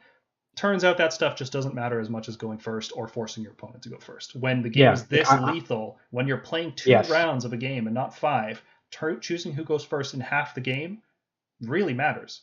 Really, really matters. AOS and like that's the part I hated about second edition, was how powerful the double turn felt sometimes. Yeah. And it feels like, because of the, like you said, the lethality of the game, and maybe there's a way to solve this, is like terrain, like have better terrain and have better terrain rules, like obscuring, things that don't allow people to just either treat the field like it's flat and you can just shoot anywhere, or allow people to just go anywhere. There should be like lanes, almost like a MOBA. I think until we get that. Yeah, impassable terrain, stuff you can't finish a move on at all. This is just negative space you can't end on. I think that would go a long way. Yeah. AOS Coach says, hero monsters would need to be pointed more aggressively or significantly swing the scoring mechanic to shift the meta. Yeah, that would work, right? Like that totally would work. If Maw Crushes cost 700 points, that would shift the meta, right? If Kragnos was 900 instead of 700, if Gargants were, if you could bring 2 Gargants to a game instead of 4, that would really shift the meta. Mm-hmm. But is that, I don't want, like the number of models feels good, right? From an aesthetic standpoint, from a tactical standpoint, the number of models on the table feels good right now. The problem, I think, is that monsters are just too impactful in the first couple rounds. They have all of this value bundled into these powerful abilities. Some of them they can only use once per game, like Finest Hour. As a defensive ability, if half of your opponent's turns, like if you're playing 2 rounds and half of them you have Finest Hour active, that's crazy. Like it's so hard to punch through that. So that's part of it, is that they're too much of the game is focused around one or two turns of the game. So that's the good. I have a lot of good things to say about Age of Sigmar, and we're going to spend the next 45 minutes picking it apart. But I really want people to take a snapshot of this moment where I'm feeling very good about the game, because reactive gameplay is just awesome. It's so good. It's so much more satisfying. And I've been thinking about like dabbling in 40k a little bit with the Tau book that's coming out, and they don't have that, and I'm so bummed out by it. Like, you have stratagems which can do things in your opponent's turn, but mostly it's like, okay, my turn, I'm going to shoot these things, you're going to make saves, you're going to remove these models, then on your turn you do the same thing to me. Mm-hmm. And that's fun in its own way, but I really like how tactical Age of Sigmar is right now. Honestly, like, the game systems can learn from each other. I wouldn't be surprised if 10th Ed 40k started introducing reactive command abilities. Yeah. I can see 10th edition 40k doing a lot that Age of Sigmar is doing right now. I can see them going like, all-out defense could just be like, hey, take cover. Like, yeah, 1 CP for that on a unit, yeah. +1 save. That would help. Yeah. I think stratagems were the like starting point when it got them thinking about how to do things during your turn that weren't just moving, shooting, fighting. It's like modifying how you do these things. And then Age of Sigmar 3 took that next step and said, okay, well, how do we do these things on your opponent's turn? All right. So that's the good. Overall, if I had to give Age of Sigmar like a rating out of 10, I don't know, what would you guys give it out of 10? I'm thinking like if second edition, let's say second edition is a 5, it's neutral, it's between 1 and 10. Where would you rate third edition compared to that? I'd say like an 8, 8.5. Okay. Like, good. Great even, but certainly has like some, I would say, issues. Mm-hmm. James, how about you? Coming from a newcomer perspective, I would say a 9 out of 10 for me. Yeah, I'm up there with you guys. I was going to say like 8, somewhere between 8 and 9. It feels really good. And it feels like we're going to spend a lot of time now picking apart that last like 10 to 15% of the game. It's never going to be perfect. There's always going to be problems. Yeah. But I think it's fun to talk about. So. Yeah. All right, here we go. The bad. First off, it's hard to learn this game now. Trying to teach people how to play Age of Sigmar is a pain. The game is not easy to learn. There's a lot of stuff you have to throw at people all up front, right? Because you can't, if people play without certain aspects of the game, like if you say, no, just Warscrolls, no points, no command abilities, none of this stuff, just move your units, like that's a really boring game. If armies like Stormcast can't deep strike, a lot of the flair is just gone. Aesthetically, it's not as interesting. So teaching people the game has never been harder, right? Like, James, you and I are going through this. I'm going to be teaching my brother how to play. Maybe we're going to be teaching Dan how to play. It's going to be a pain, dude. It's not going to be fun. Yeah. Quite frankly, I don't know how I picked up the third edition so well. I was struggling with second. I really was. But now third edition, I've keyed into it, and I feel like I'm confident enough with it to the point where I was with D&D back in the day. Yeah, it's third edition feels good when you're in it, but getting into it is really hard, and it's only going to get more complicated, right? As this edition goes on, we're going to see more campaign books, we're going to see more wacky rules in the General's Handbook. The battle tomes are going to get more evolved, and that's a good thing, right? But it definitely has this dragging effect that it's going to make the game harder and harder and harder for people to get into, which is not a good thing for a game to have. It's not good for a community-based game, especially, right? AOS Coach says, I will say I think your ratings are skewed positively because you play a powerful faction. Would Beasts of Chaos, Gloomspite, etc. feel the same?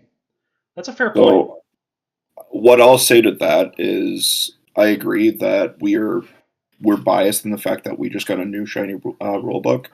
But even when we were in that transition period from third edition to second edition, or from second to third, the SCE rules were not good. And I still enjoy third edition a lot. Yeah, I'd say the same. I'd say it was like the reactivity of the game, the different kinds of scoring, the battle tactics, the different options available, the sort of standardizing of core battalions over the faction haves and have-nots. I think that was a huge positive for me, despite the fact that Stormcast was always my main faction, and they weren't that hot at the beginning. Yeah. Even with that little emergency FAQ that like changed up a bunch of our Warscrolls and stats or whatever. That was a fun couple of weeks where you could take Stormwing 3 times on one Drakesworn Templar. or teleport, move after teleport. That was what I was experimenting with. Yeah. So, like, I understand the pain that Kits and BOC are going through. I think that comes from their book just being fundamentally weak. and not, I There's guess, like that well thought out. there's also a lot of growing pains with these armies.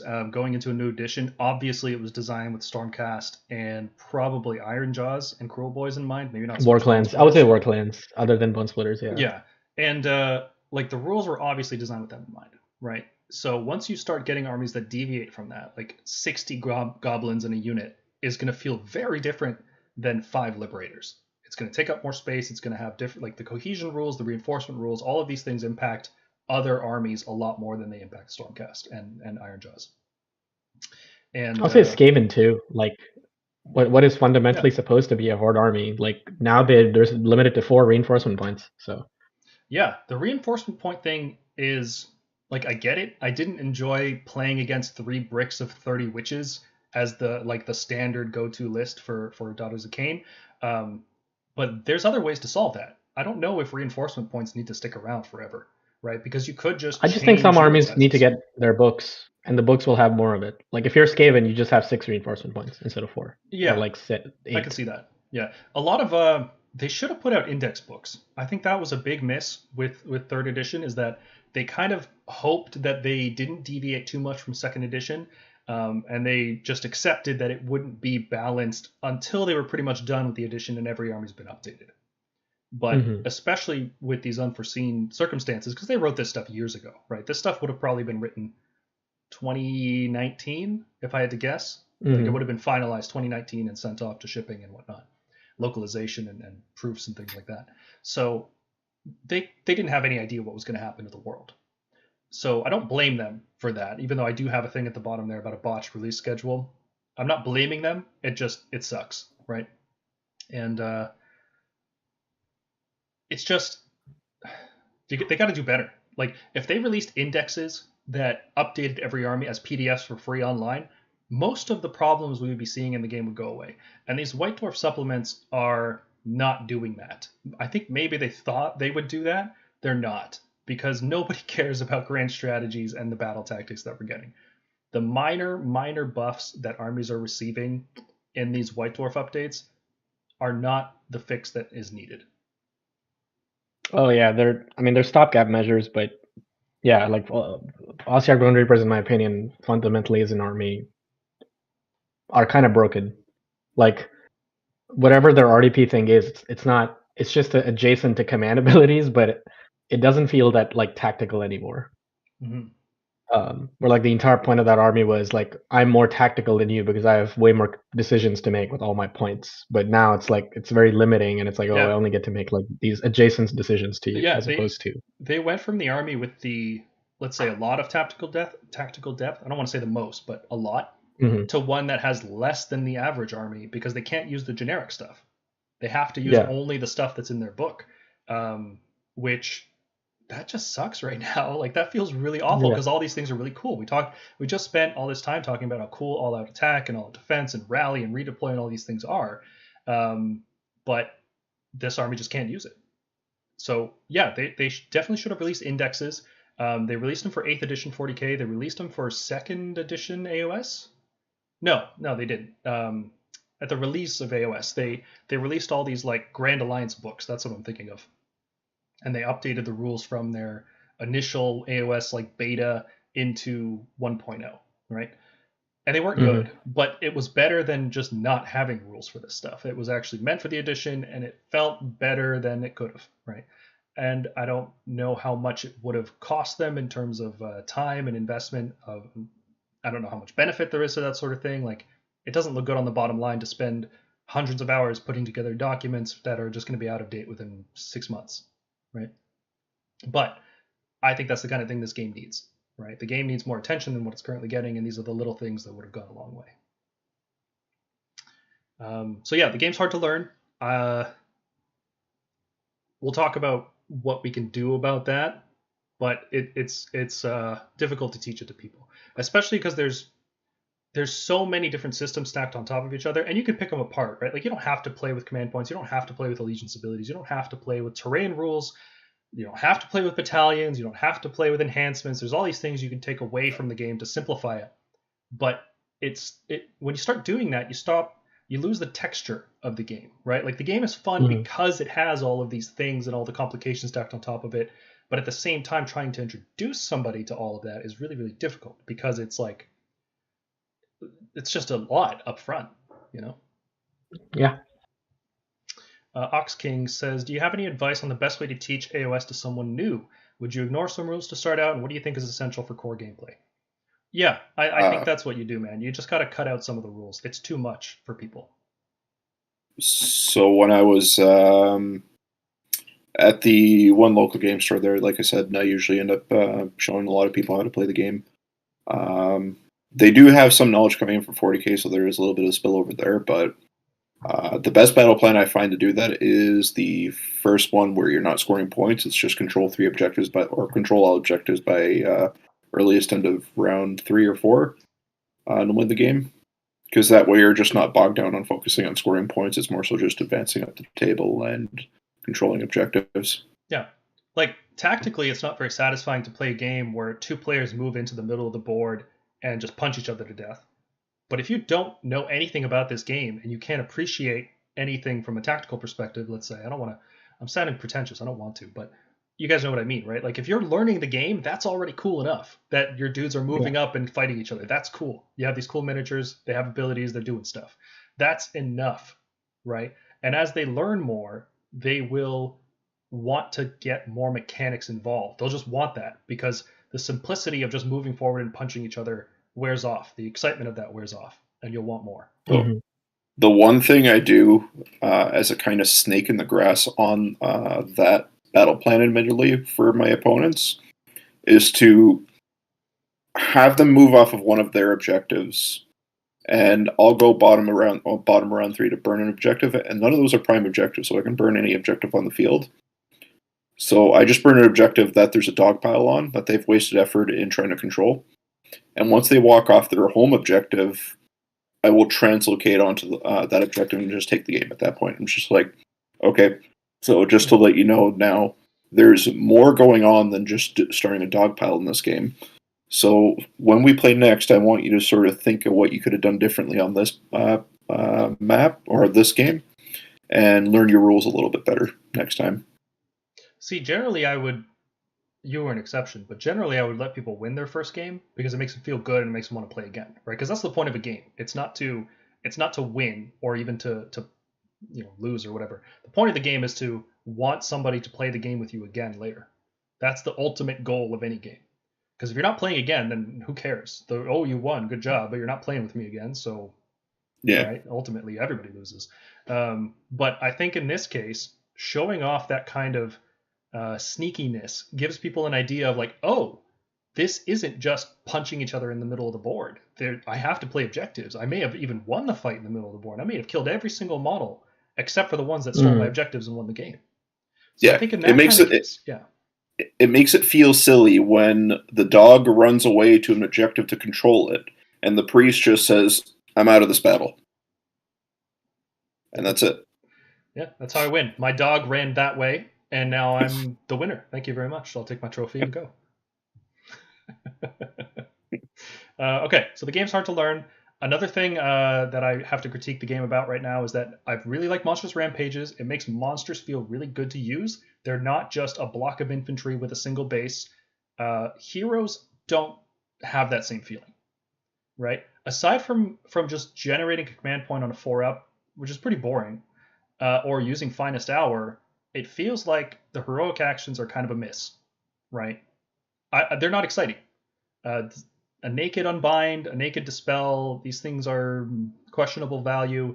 It's really just Finest Hour that everybody uses or generating command points. What do you guys think about heroic actions right now?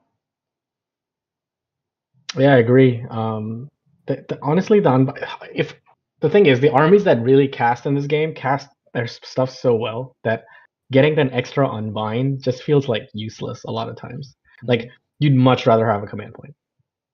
It's like, if I'm facing Tzeentch or Teclis or Marathi, would I ever really attempt to unbind that and have a chance, or would I just have a CP and use it for all-out defense or something? It's such a weak ability. That's the issue with that one in particular. Yeah. If that one was, you can unbind any number of times. For this hero phase, you have infinite unbinds with that hero. Yeah, he's just like sitting there concentrating and like just keeps unbinding spells. Yeah. Now, but I feel like that'd be way strong on like the unbinders or like the casters are already good. Yeah. I'll agree with AOS Coach. Heroic Recovery needed to change. I agree. I really liked Heroic Recovery. It was actually my favorite one at the start of the edition because you had these slugfests before people figured out just how to make the game way more lethal, especially before Stormcast got their Battle Tome and got a power upgrade with Ren 2 everywhere. Heroic Recovery it felt good to use. It didn't feel good to have it used against you because you get a hero down to 1 or 2 wounds remaining and all of a sudden they just start healing themselves up and you're like, got to get through that 4-up ward or the 2-up save, and it feels, it is what it is. Heroic Recovery, it's just Finest Hour and command points these days. So I think heroic actions are kind of a miss. Even when you're using Finest Hour, it doesn't really feel good to use. It feels like it's like a thing you gotta do, and if you don't do it right, you get punished for it. It doesn't feel good to use. It feels bad if you don't use it properly. Does that make sense? I'd say it's like it matters against like chip damage. Like before, like what really sucked was like against like comets or some unit that's just like chipping your hero down with mortal wounds that was on a clock, and being able to sort of negate that feels good. And I think it's ultimately Heroic Recovery is great for like those clutch moments where like you win a battle with like a hero and some units, but that hero's really low and you need them to be alive, and that's when Heroic Recovery really comes into play. I don't know why they tied it to bravery, because that one's weird too. It seems like they wanted to make bravery matter, and that does make bravery matter, but not in a way that feels good. It's kind of like you're just punished for being a 7 or 8 bravery hero instead of that's what I mean. Like all the heroes that are fighty are low bravery. They're usually like 7, 8, 6, 7 or 8 usually, like with Iron Jaws or like Stormcast, like or 8 or 9. But like Death and I want to say Chaos or whatever, demon heroes, they're all 10. So they're almost always going to get it off, plus whatever other healing they have in that army. So I guess I don't know why they tied it to bravery. I guess they had to tie it to like some dice roll. Did they? But just heal D3.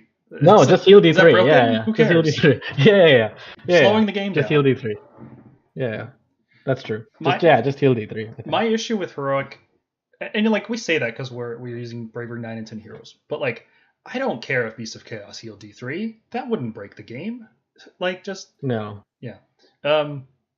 My issue is heroic abilities don't feel heroic. Monstrous rampages feel like, oh, it's a big stompy monster. He stomped on me, or he roared at me, or he broke terrain, or he's having a duel with another monster. All of these things feel monstrous, and the gameplay, it feels different. Heroes don't feel heroic, right? Like Finest Hour feels more like a monstrous berserk kind of thing than it does like I'm being blessed by my god and I'm gonna smite evil. Like it doesn't I don't quite get that, right? It doesn't feel heroic in a way.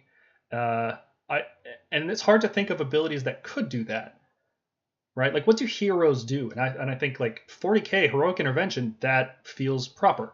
Getting in the way of combat, being a leader among your troops. 40k has heroes can't be shot. Just period. If you're behind stuff, right? That's not. I think if you're certain wounds or something. Yeah. And that feels like a commander blending in with their troops, letting the others take the hits. Age of Sigmar doesn't have this, and I would like it to. I want heroes to feel different, especially fighty combat foot heroes. There's so many of them, and they're so bad, and they shouldn't be. And I think it's bad for that activation reason you mentioned.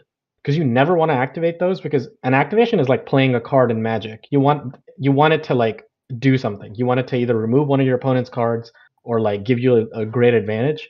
So it's best to activate like a giant force multiplier. Not, like you don't want to activate like power 2 and power 3. You want to activate power 5 if you can.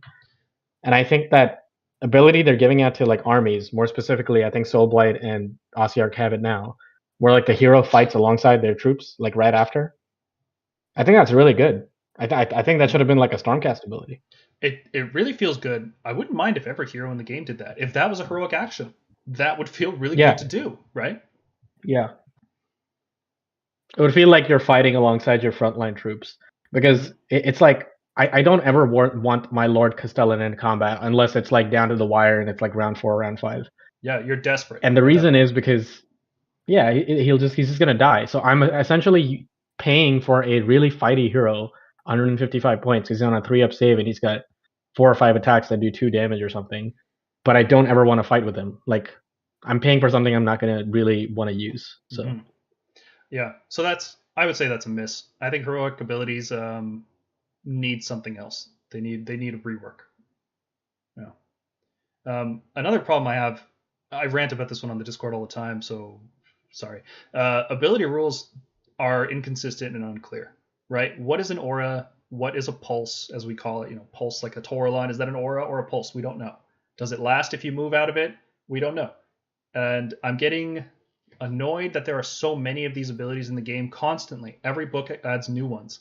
And it feels like they should just classify them like they did in 40k. If it's an aura, slap the aura keyword on it, right? Why are we afraid of using this system? We already have things like this. Flying exists, right? Units say flying. The Warscroll doesn't define what flying does. Oh, the core rules tell me what it does.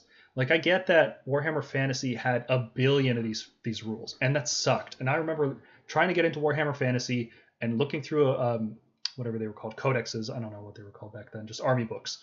Looking through it, and I was like, oh, poisoned and ward and some kind of other keyword. I have no idea what any of these do, and I didn't know how to approach even starting how to learn the game. And then you look at the core book, and it was like that thick. And you're like, oh, I got to read that to figure out what this other unit in this book does. Like, I don't want to get back to that point, right? I don't want to get back to that point. But if they're going to keep writing special rules that are ambiguous, inconsistent, and unclear, we need something. And this is way easier than putting out an FAQ for every single ability in the game, right? It would be so much easier if they just classified things as auras. Similarly, like, remember that debacle a few months ago about bodyguards and wards and not wards? Yeah. They classified wards. Great. Classify bodyguards. It wouldn't be hard, bodyguard 3-up. Okay, like, it would just be great to know what is and isn't a bodyguard ability. Like, it seems, I don't like having that argument. It feels really the strange. Arguments are awful. I want to play the game, not argue about the rules. I'll do that on Discord. I'll argue about rules all day over there, man. It's Saturday. I want to roll dice, not argue with you about how we should roll the dice. It's rough, and it's one of the biggest pain points I have with 3rd edition. And I guess it's a holdover from 2nd edition, right? Because they never really clarified any of this stuff in 2nd edition. And they should. They really should. I think it's too late now, though. They're not going to suddenly change the way they do it. I think we're stuck with this for all of 3rd edition. Unfortunately. Yeah, it'll just be FAQs. That's all. Yeah. We'll just know what we can and can't do because they say it, basically. Yeah. Which is a bummer. I think a lot of people are going to resonate with this one. To me, this is not the biggest deal. And I play a bunch of different factions, so maybe I'm trying not to be biased about this. I'm sure a lot of people are going to have this point as their biggest problem with the game right now, but the factions are wildly imbalanced, right? You have your 60% win rate armies and then your 35% win rate armies. And I know the stats aren't everything. There's more to it than that. But if you're getting into the game and you're like our friend Dan, who wants to get into Skaven, and we told him, man, maybe don't. I just got to be honest with you about this, buddy. They have really old models. A lot of them are from the 90s with resin, which is a bad material. And they're not looking too hot in good games right now. I have to be honest and tell people this. And I hate having to tell people that. But on the other hand, I don't want them to pick up an army, get frustrated with models from 30 years ago, and have a weak force. I want them to feel good about spending their time and money on this hobby. Yeah, I think, other than the exception of some books like Beast of Chaos and Gits, I'm generally liking the design of these new books. I saw the Nurgle book, it felt good. The newer books, they feel like they're toning a lot of this this wild swing and power down.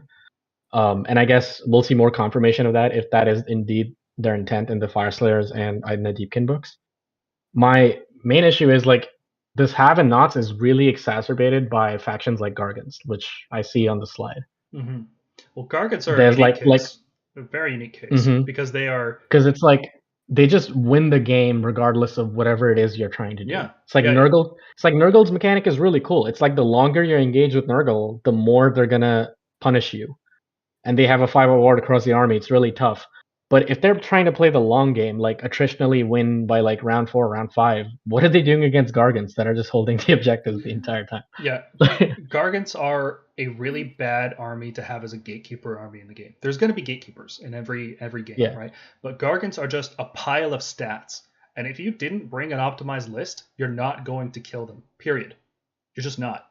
If you bring a bunch of Vanguard Hunters, Paladors, a bunch of Ren 1 stuff, you're going to have a really tough time killing 4 Gargants. And you can't push them off objectives. You cannot push them off objectives. Because they're pushing the objectives already, right? So, and that's, if Gargants only counted as 10 models, most of the problems people have with that army would go away, because you don't have to kill them in that case. You can just pile models on top of it yourself. Yeah. But because they almost makes me wish for like a monstrous rampage that was like, pick a model, and that model does not count for the purposes of contesting objectives. God, that'd be so strong. Or a heroic action that makes a hero count as 35 models. Right? So, like, that ability was obviously designed in the 2nd edition Mindframe, where people had 90 Witch Elves on a table, and that was like, oh, 30 models, I might be able to compete with those Witch Elves now, right? But now it's like, who's running 60, 90 Witch Elves, right? You can't run 90. Yeah. I think the points you just... Well, even then, like, attrition matters. Like we just talked about this on our Discord. Stormkeeps is a great mechanic.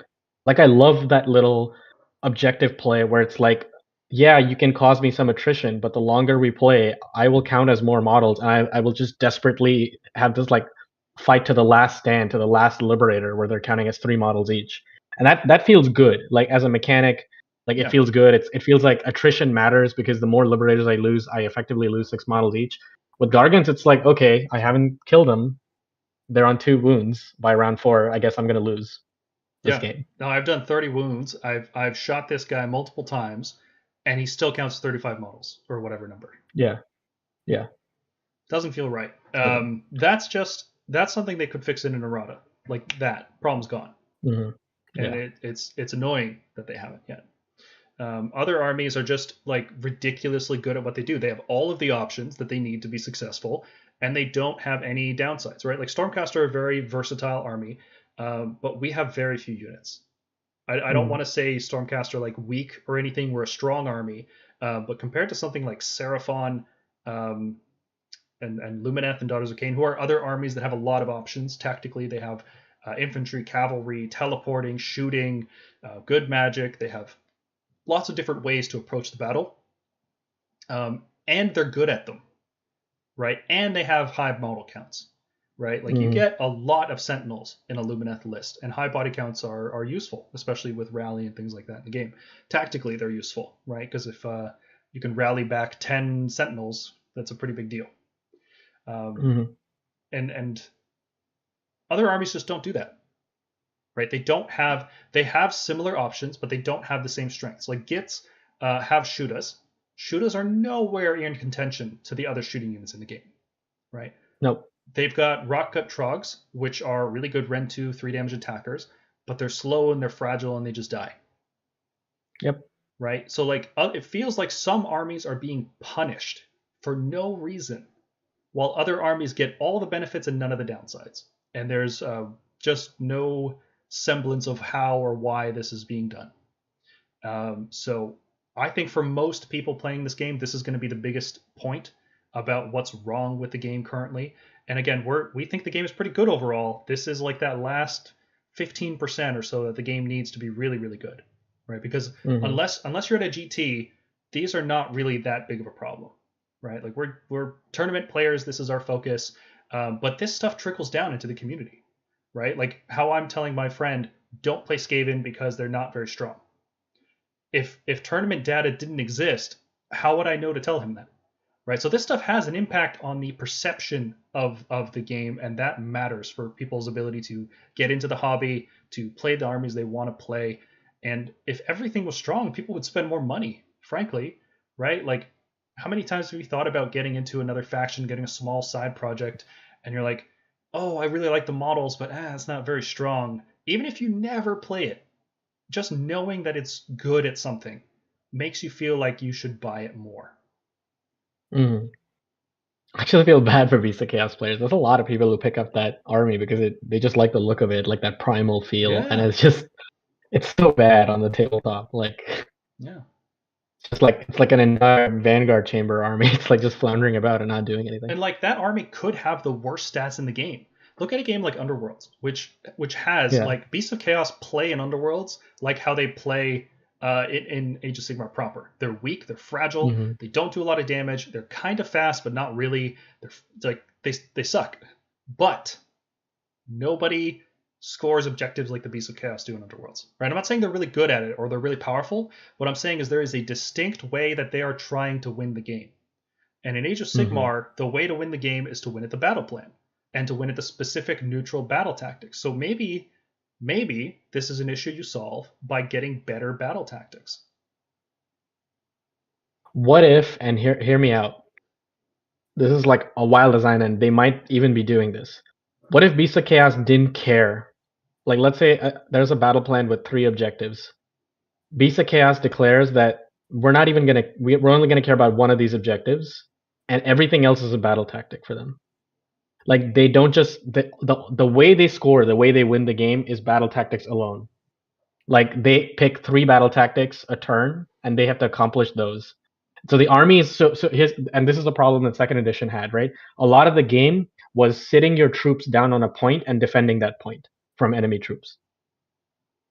And so what that meant was things like the Vanguard Chamber can't really see play because Vanguard Hunters and Paladors suck at sticking on a point. Yeah. Like compared to, say, Liberators, you know? So what if an army won by not necessarily doing primary scores? And I'm more referring to like the way 40k is played. Like, objectives matter. Like, primary objectives obviously matter. But secondary objectives based around what your army wants to be doing matter so much more in points that you could score half the points on primary, score all your secondaries, and win the game just off of that. Yeah.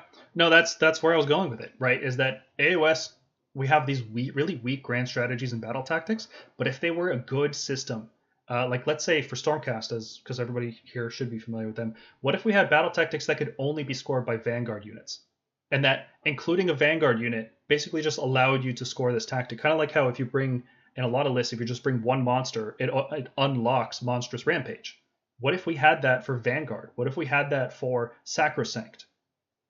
You know, what if these things mattered instead of just being this like, oh god, I don't even know what some of them are. Kill a hero with a Redeemer unit. I think it has to be full health too, or something. Like it's way too specific. So, like, Beasts of Chaos could be an army that has garbage stats, right? Absolutely abysmal damage and no mobility. But if they could still win the game, that would be perfect. Like, give them other ways to win besides, like, other scoring mechanisms, right? The game is designed in such a way that the primary objectives are pretty much all that matters, or just tabling your opponent, right? We need to slow the game down, and we need to make battle tactics matter more. I think we lean into that, and the game becomes more enjoyable. I think we need progressive battle tactics. So it's all of the battle tactics are, so all of the secondary objectives are you do this thing for this turn. There needs to be something that rewards you no matter in the 10 turns of Age of Sigmar, no matter when you do it. So what I'm thinking of is like, sorry, not 10 turns, 5 turns. What I mean is like, think of something like, I don't know if you're familiar with this. It's called Engage on All Fronts. It's a 40k progressive objective. You score it each round, or each of your turns, or each round whenever you have units in all 4 quarters. That's a progressive objective because you keep scoring it every turn. Okay. See, I thought what you meant was if Beast of Chaos could do. Go ahead. Yeah, Beast of Chaos could do that. That'd be great instead of having to worry about primary. Yep. Yeah, and then that kind of creates like a mini game that the other player's trying to do, which you're trying to keep them out of certain corners of the map. And because that faction can only deep strike on the first turn, that would be fine. That would be more of a problem if the faction was deep striking every turn or had crazy mobility or something. It kind of creates like this little mini game. How many resources do you want to deploy to kill 10 Ungors in that corner over there to deny me a tactic? Yeah. And that would be good, because right now the game is too focused on killing each other in order to take objectives and win through victory points. Not even really, like, most games these days are determined by round 1 and 2. Which, again, we're Stormcast, that's what Stormcast do, so maybe that's just an issue with our faction in particular. But when I play other factions, I get the same feeling, is that you know who's going to win at the bottom of 2. Mm-hmm. So, yeah. Other things that are imbalanced in the game, armies with really high range, high power shooting are a problem. Like, they always do well. Longstrike Raptors have always been good. The Tzeentch Skyfires have always been some degree of good. Right now they're not so hot, but they were really, really good, right? Long range, high damage is a really hard combination to balance properly, right?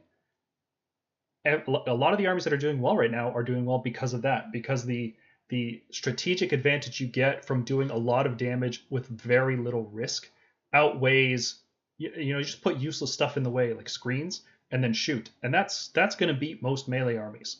Mm-hmm. And yeah, that's a problem. It's also not fun to play against, right? Like, that's one of the things I've talked about with 40k that doesn't appeal to me is you kind of just shoot each other off the table. It's not an interactive way to play the game, right? Especially in 3rd edition, where we have this reactive gameplay thing. You can all out defense, and that feels pretty good. But a lot of the shooting just does mortal wounds and goes through it, and it's irrelevant. Yep. On the same kind of note, Stormdrake Guard are kind of not fun to play against an army of all Stormdrake Guard, right? Like, in a squad of 4, as a tactical choice in a list, I think Stormdrake Guard are fine. I don't think we have enough tournament data that shows that they're overpowered by any means in GTs, but none of that matters because they're not fun to play against, right? It doesn't matter if a unit is balanced or imbalanced. You can have a 33% win rate, right? Like, 2/3 of the time you just lose. But if that army is not fun to play against, it's a problem. Yeah. And Stormdrake Guard, I think it's that hero phase move, locking people in their zone. People hate that. It's like, because it's one thing to position, like, you have to think about it. The board is shorter now. We're not in we used to be, what, 72 by 50 something? Was that the board size? We've shortened the board size.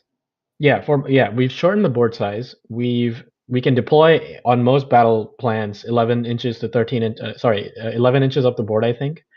And these guys have a threat range of 36 inches. Mm-hmm. You can't hide from them. Yeah, it's and they really fly. It's so tough they ignore terrain.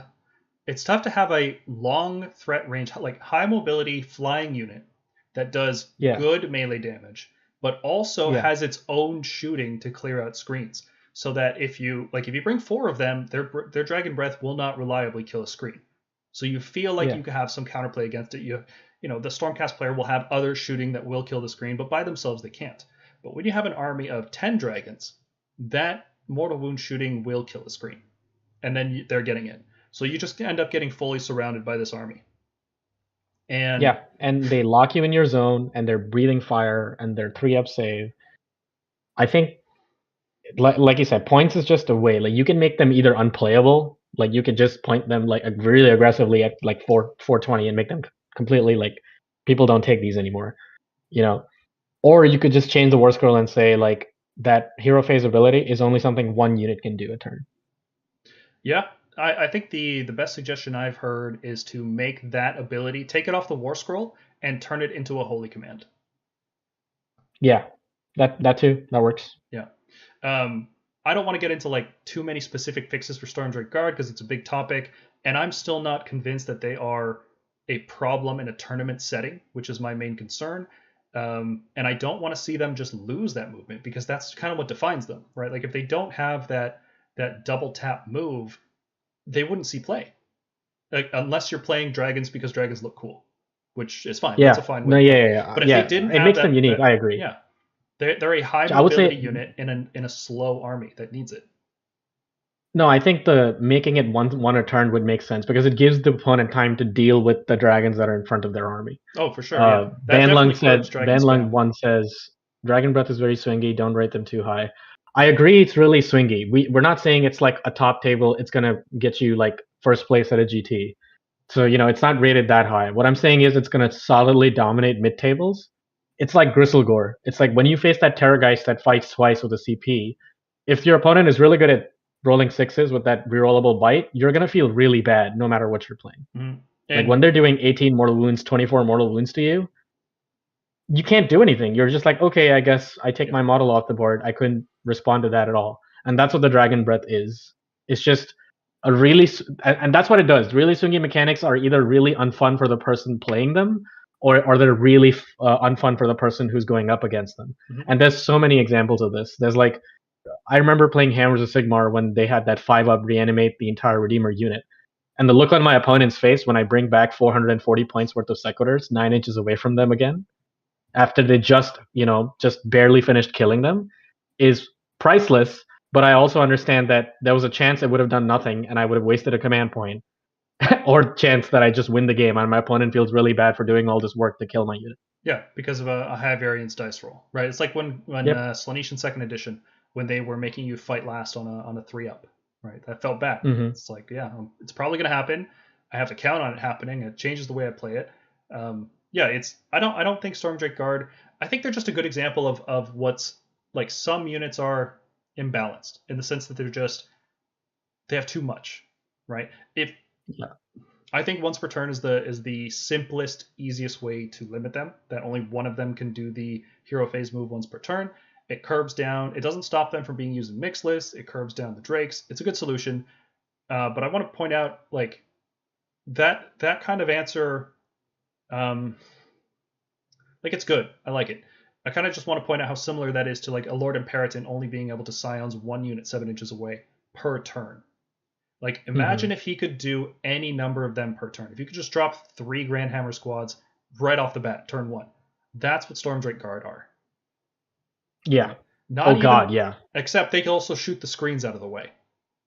Right? Yeah. So it's. I mean, you technically, because that's what they're doing. You're doing a 3-up D3 mortal wounds. If you could just drop like 4 Annihilator squads at once and breathe fire on people's screens by just impact mortal wounds. Yeah, that'd be crazy. Yeah. So I don't think Drakes are even overpowered, but they have an imbalanced War Scroll. They scale too well by taking too many of them, not even to the point where they get too strong, just not fun. I feel like I'm all over the place with this. So, Speaking of unfun game mechanics, let me explain what I mean by save stacking not being fun. A lot of people have talked about this. I'm of the opinion that it's good to have units that don't just die immediately. I don't think anybody can disagree with that take, right? It's way better than 2nd edition, where every single thing in the game died as soon as anything hit it. There was nothing in the game except a Bastiladon that could survive any significant damage, right? Everything was just fragile, paper thin, it would all just explode. And we're finally in a place where we have some way to keep big stuff alive, which feels good. Feels really good, right? To throw a Stegodon, when you had the Amulet of Destiny on it, into combat, and it survives for a turn, and you're like, yes!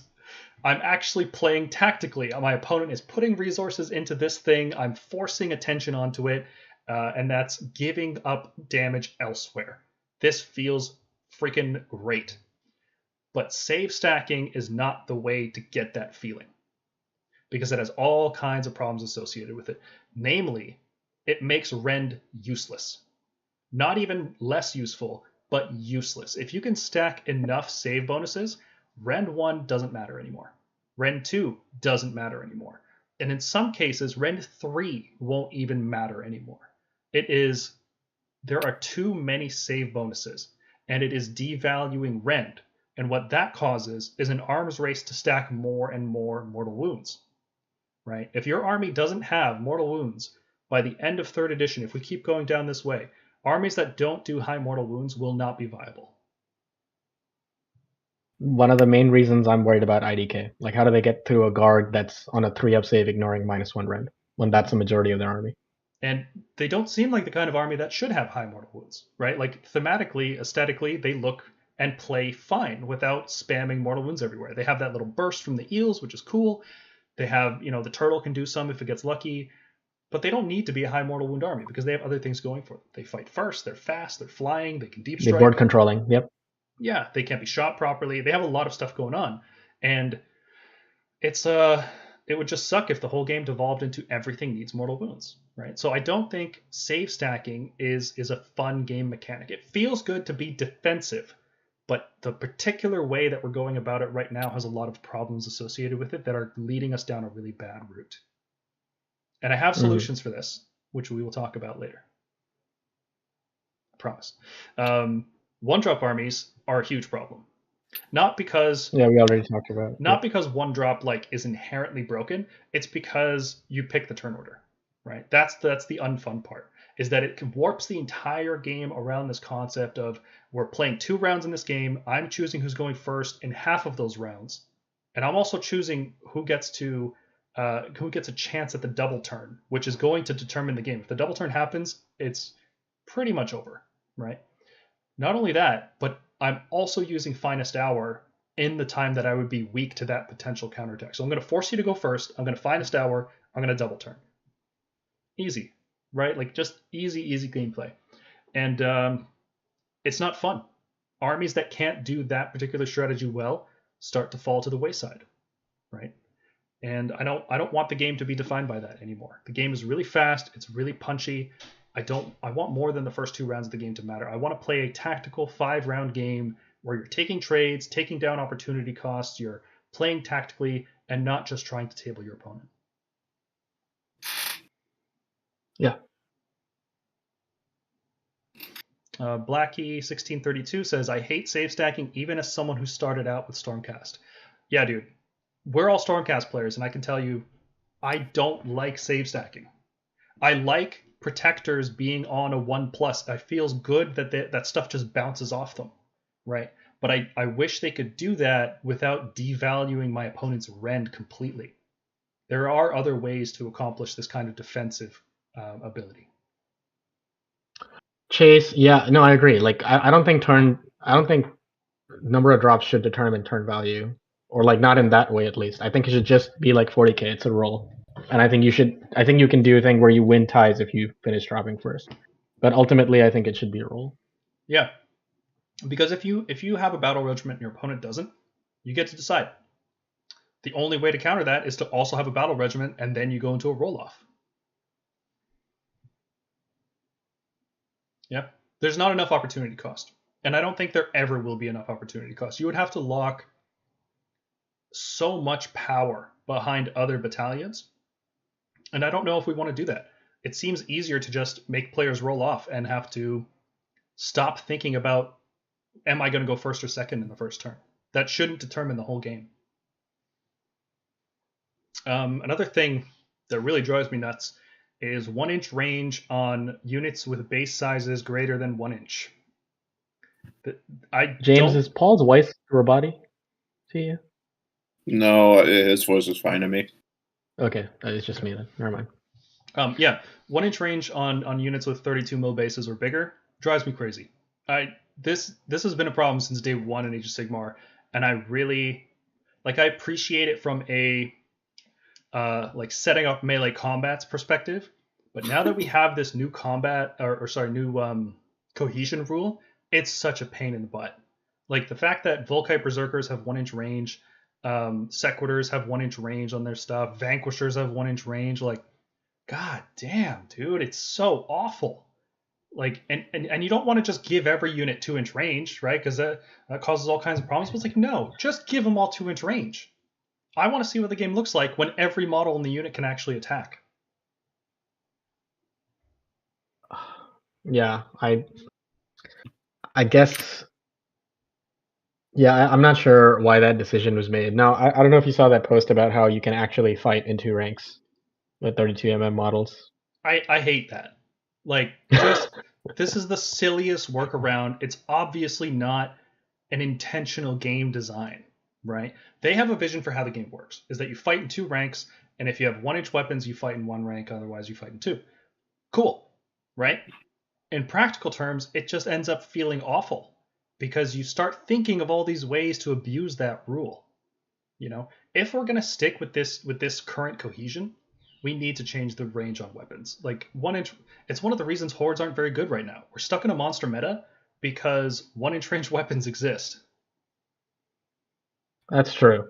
Yeah, so if you're an infantry army that relies exclusively on 32 bases with 1-inch reach, you're kind of boned. Yeah. So. How are most armies with that particular combo gonna kill a Gargant? Corn. Yes. How are Blood Reavers gonna kill a Gargant? They're not. That's the answer. Yeah. Right? So that needs to change. They could do it with a general rule, right? It could be in the next General's Handbook.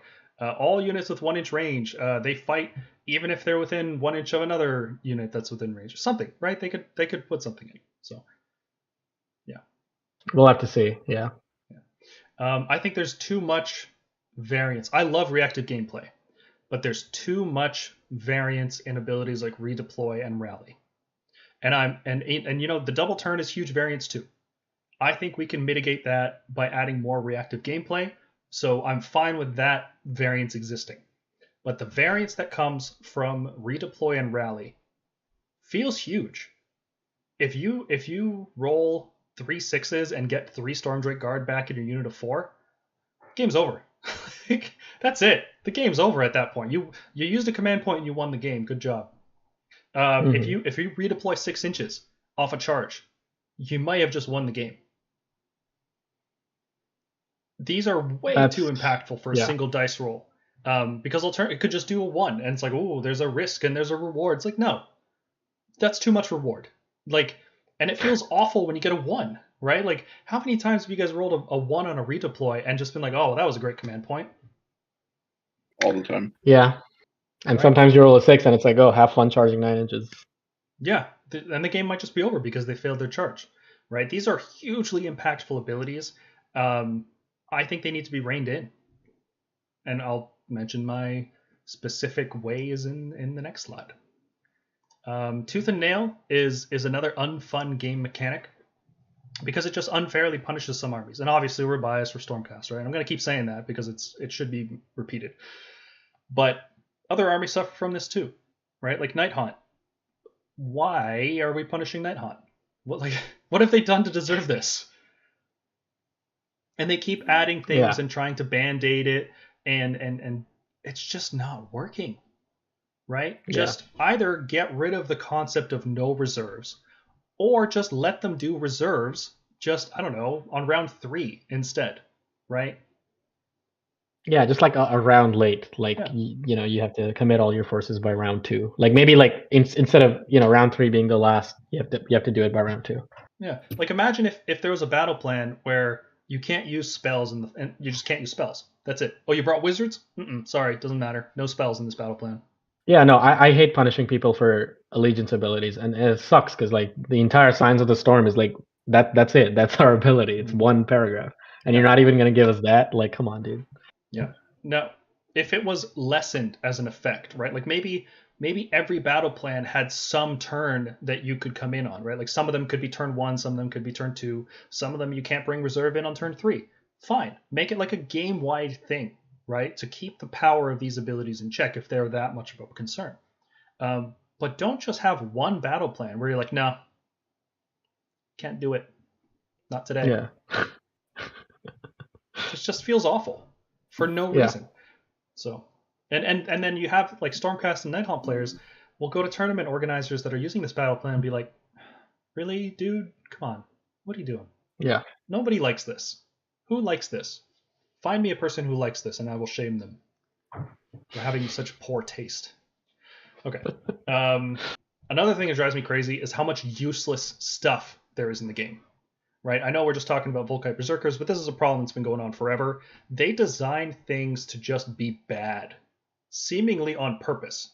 Because to accidentally design so many good units and then accidentally design so many weak units, like it has to be on purpose, right? Like you can't assume they're that incompetent. They have to have some people there who are just doing this on purpose for reasons we'll never understand.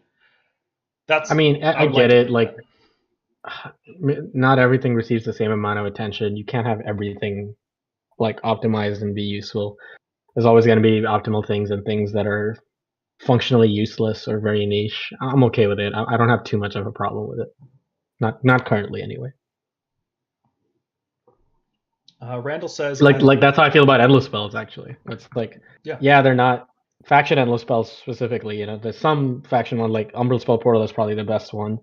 The Nighthaunt ones are kind of good. I'm actually okay with this. Like, if endless spells like just fall off by the wayside, like I don't think Nurgle got any endless spells, did they? no.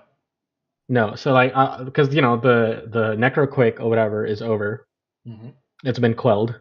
If endless spells just fall off by the wayside as this thing that's there, you can use it if you want, but you don't have to. I'm okay with it. Yeah. Yeah. Randall says, I like it, referring to Tooth and Nail, more than Apex Predators or Power in numbers. Here's where I'll disagree with you on that, man. Those battle plans are okay because every army has leaders. Every army has battle line.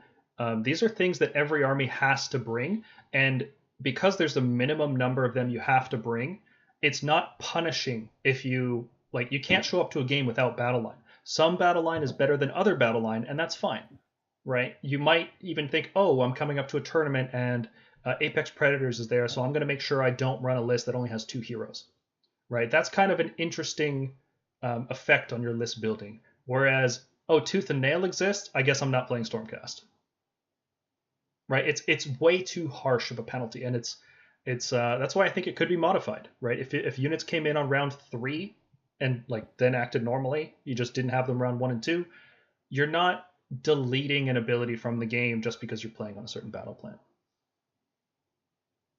But yeah, on the topic of endless spells, I kind of just wanted to get your thoughts on this because I think they're conceptually, I like them. I like the idea that you have models that aren't units and they act differently and they're distinct and they're cool, and I like that. But I don't think they're just a spell. Like, you cast them instead of doing another spell, and that just feels weird. Like, invocations feel good. I don't know why. I haven't thought this fully through, but for some reason, invocations, like the Fyreslayer ones, they feel really good to summon, but endless spells don't. And is it because like the high variance in casting, and because your opponent can unbind them? Is that it? Is it that they're just not that strong? Like, what do you guys currently? It's because they're not that strong. Take it for what you will. I heard this from, I can't remember where, it was from some like playtester or something, where it's like in their second edition iterations of like just the generic endless spells, not the faction ones. The fact that the core rules changed and let you control them no matter what, like everyone basically had bound endless spells, made them really, really strong. Like every list that they were playtesting had Geminids and like Pendulum in it because you could just control them all the time because the board was shorter, and then you could just like run over your opponent's army with them and just completely mess them up. And so they just turned everything into like really low impact, other than maybe like Umbral Spell Portal, which is perhaps, like I said, the most useful one. And that's okay because like you don't want this thing, because like when we used to play with Geminids in our Anvil Strike, that thing was there as like this thing that can cause quite a bit of damage to the opponent's army without basically any risk, and it was a great double turn insurance. Mm-hmm. Yeah, I like their role in double turn insurance. I really like that gameplay mechanic a lot. Yeah, I think it just felt bad because like you can't have really powerful damaging spells that have really long range. Sorry, really short range, because then it just means it's going to get turned around on you because you don't want to give up the turn either necessarily. So, do you think if we were to make them like less opportunity cost and more reliable, let's say we keep their power the same, because frankly, I don't want to get to a place where Tzeentch is bringing like 3 of these things again and just nuking you down with these spells that I don't want to deal with that. But let's say we keep their effects the same, but we make them less opportunity cost, so either less points, or I think we've pitched in the past, I think they should be an enhancement. The faction ones feel like they should be an enhancement, right? The general ones, maybe not, because there's too much variance in how each army uses it, right? Like some armies are going to really love a spell portal, and it's just going to be an auto include every time. You're just going to take the spell portal, and that feels like it should cost points instead because it's universal, right?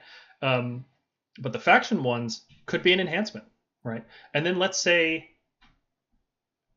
easier to cast. Let's say there's a heroic action that you can re-roll casting and in the spell this turn if it's a faction in the spell to keep it constrained to some semblance of balance, right? That would be cool.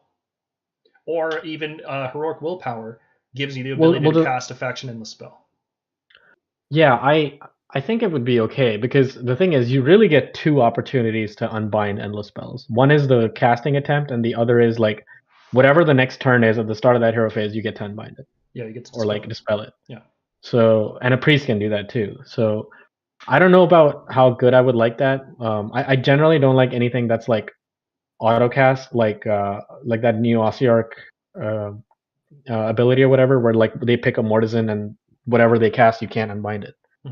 Now imagine that if that ability existed and then the spell power was really good, like the power level of like say the Geminid stayed where it was from previous edition, like that'd be really good as an ability. Yeah, like I almost think too good. I think they could make them work. I think you'd have to limit this to faction in the spells, not just any in the spell, right? Because some armies casting Geminids, some armies casting Spell Portal have a lot more value out of these things than other armies, right? Like Iron Jaws don't care about Geminids. They don't care if they stop you from blocking all up. But like the thing is, like with the faction endless spells too, the power level is like all over the place. Like an Ossiarch Bone Reaper spell that effectively gets +1 to hit to your whole army because of that Bone Tide Shrieker is way better than like say our Dice Arcanum. Yeah, so making them enhancements also doesn't feel right. You know? But here's the thing: if you make them enhancements, and you kind of create a new design paradigm, and you can design them in a different way, right? Okay, yeah, sure. Because it doesn't make sense that Stormcast suck at casting their own spells. It doesn't make sense that Beasts of Chaos suck at casting their own endless spells. So if we can make these faction endless spells reliable, we can keep their power in check because we know they're more reliable, right? So let's say they're an enhancement so they don't cost points, right? And let's say you have a heroic action to reroll casting your faction endless spell, and or like a +2 and your opponents have a -1 to unbind, or something that just increases the odds of it. Maybe it makes it's not a cast. Once per game, faction endless spell, there you go. You get it.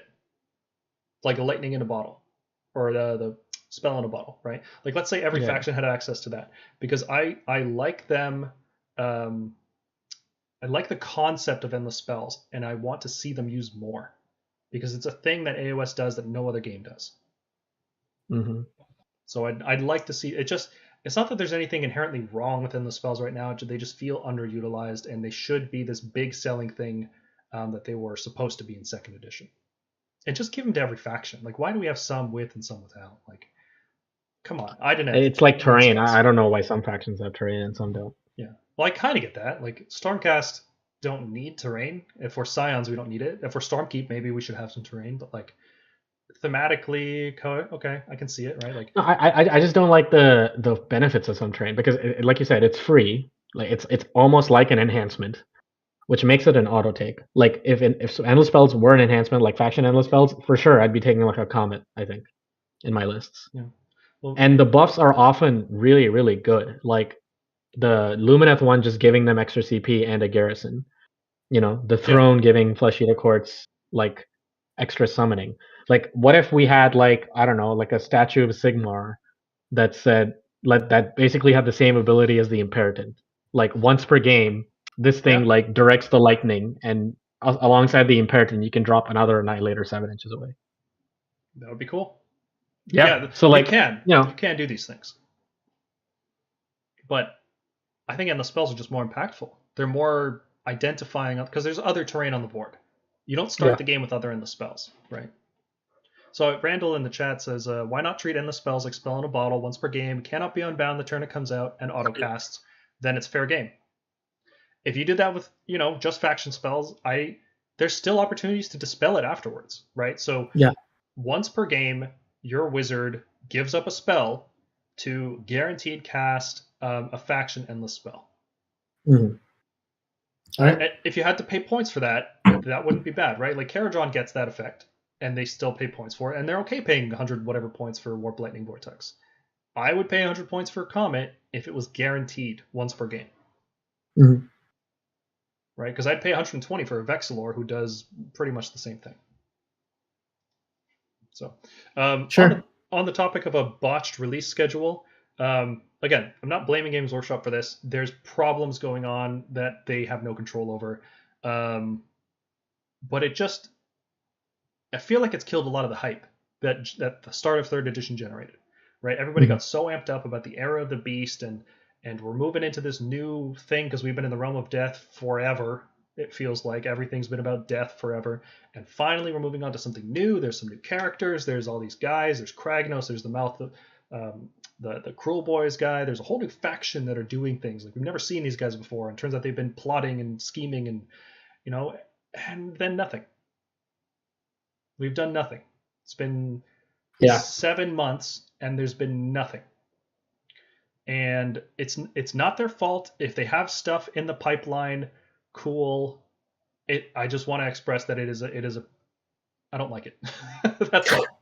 Like, I can say I don't like it and understand why it's happening, right? I'm not like... Yeah, it is what it is. It just means like the armies that are like doing something really good won't have like a response to them. Like, if the idea is like you have all these books out and they all have tools that are counter to each other, it means that whatever's dominant, like if dragons are dominant and the tool to solve them is like in the next 3 books, it'll just take longer, and it just means they'll be dominant for longer. Yeah, that's what we were talking about earlier. We needed indexes going into a new edition. I think that should be the standard. You have a new edition, you're changing the rules, indexes, right? And maybe some of their 3rd edition design was constrained by the fact that they knew they weren't going to do indexes, so they needed to keep it close to 2nd edition. And that could have hampered their overall design of the game. Mm-hmm. Well, we'll see where we sit like a year from now when more books come out. How many books do you guys think are going to come out this year?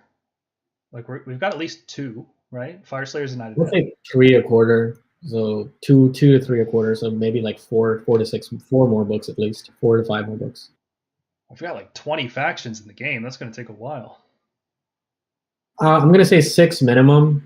Possibly 8, depending on how fast they want to go. How, like, if these supply issues clear up by like Q2, then we're going to see that pace switch up. Like, we might see like 2 new books every month. Yeah, I hope it's better than the first year of 40K 9th edition, because that felt like a slog too, right? Mm-hmm. I don't know how many people remember that, but I recall that release schedule just dragging on. Like, they introduced the Silent King. He's here to save us from the Tyranids. Big character, returning, activating all the dynasties. Nothing. Just nothing. Oh, that's just because narratively they didn't do anything with him. Like, and like, I mean, a 40K is a completely different beast, but yeah. And the thing is, like, I really want to see new books for things that not only need an upgrade, but some things just need to get hit, like, downgraded. Like, their allegiance ability stacking is too good, and I think like it'd be better to move them to this new, simpler design that they're doing. Mm-hmm. Blackie, Fyreslayers and Idoneth have to get new books. They're not coming with the battle box that's coming out, but they will be getting a new battle tome at some point. They don't release models without releasing rules, so the fact that the battle tomes aren't coming out at the same time has to be a logistics issue. It just has to be. This like, they couldn't get the books printed. Mid-Feb at most. Like, you probably get the announcement. Yeah. Could even be this weekend. Could be next weekend. They're just going to announce, hey, these books are coming. I'm thinking LVO. If they haven't announced them yet, LVO seems like the natural time to make an announcement of the next battle tomes. And everyone's going to be like, okay, we knew those books were coming. How about something like a real announcement? And maybe we'll get something. Hopefully it's more than just those 2 books. Hopefully we get more. Yeah. I don't know what's in the pipeline for AOS. It looks barren, and it's a concern. All right, so what can we actually do? I think this is an interesting topic. I'm gonna not try to spend 3 hours talking about it. How do these always go so long? I look at the slides and I'm like, yeah, we've got like an hour of conversation here, and then it's like 3 hours later. Okay. All right, we can speed through it. Okay, so what can be done? My first thought is open play. What is open play? Can anyone explain to me what open play is right now? Just turn it into this like easy baby mode Age of Sigmar. Make it the easy to learn game mode that you can introduce to people. Be like, hey, here's your Warscrolls, command abilities, and points. And like 1 or 2 battle plans. Make them really, really simple battle plans. Here's an objective in the middle of the board. Fight over it. Mm-hmm. Easy, right? If open play was the introductory experience, it would serve a purpose, and it would make the game easier to play. I don't think creating another game mode on top of the 3 that we currently have, like open-er play, like even more open, right? Like, no, just make use of this open play thing that seems to have no purpose. I don't know anybody who knows what open play is. It's there. It has one page in the rules that basically just says, okay, turn to the match play now, because that's what everybody's actually doing. And like, cut out factions, battalions, allegiance, terrain, enhancements, everything. Cut all that stuff out. Make it the simplest, bare bones gameplay, Warscrolls, points, and commands. And that's the basics of Age of Sigmar 3rd edition. I think some of the rules, like we talked about, need to be standardized, right? We have flying in the core rules. We have strike first and strike last in the core rules. Let's put auras and bodyguards in there too. And if we start getting to a point where it gets out of hand, okay, we start pulling some of that stuff out again.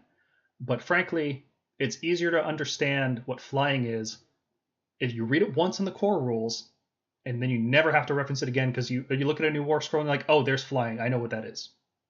If I ever need to reference it, I know where to look, right? I don't need a paragraph explaining how this ability works and trying to compare it to other abilities in the game that have very slightly different wording for no reason, that are supposed to work the same way, but because they have the slightly different wording, they work in a totally different way. Tired of it. Get rid of it. Flying, strike first in the core rules. Let's put everything else in there too. Mm. And there's simple things we can do to address a lot of the issues in the previous panel. In terms of the one drop thing, we could just get rid of battle regiment. Yeah. Right? If players still decide turn order, but at least there's no one drop, then it's a different game. Right? Because then, if battle regiment doesn't exist, if everybody's at like 6 to 12 drops, drop consideration becomes a thing. Right? There's no guarantee you're going to be one drop. There's no guarantee you're going to have less drops than your opponent. Right? Yeah. So that's a simple thing you can do to radically shift the game in a good direction, I think. I would prefer a more complex fix where players have to roll off for it, but I think an even easier one right now is just get rid of battle regiment. Yeah. I think rally is way too high variance right now, and it scales insane with units, right? Like, it's not... I don't know. I don't like the idea that you've lost 15 models and you Inspiring Presence them. And then next turn you spend another command point, which you just generated because it's the start of a new turn. And you just revive, I don't know, you get lucky and you revive 10 of them.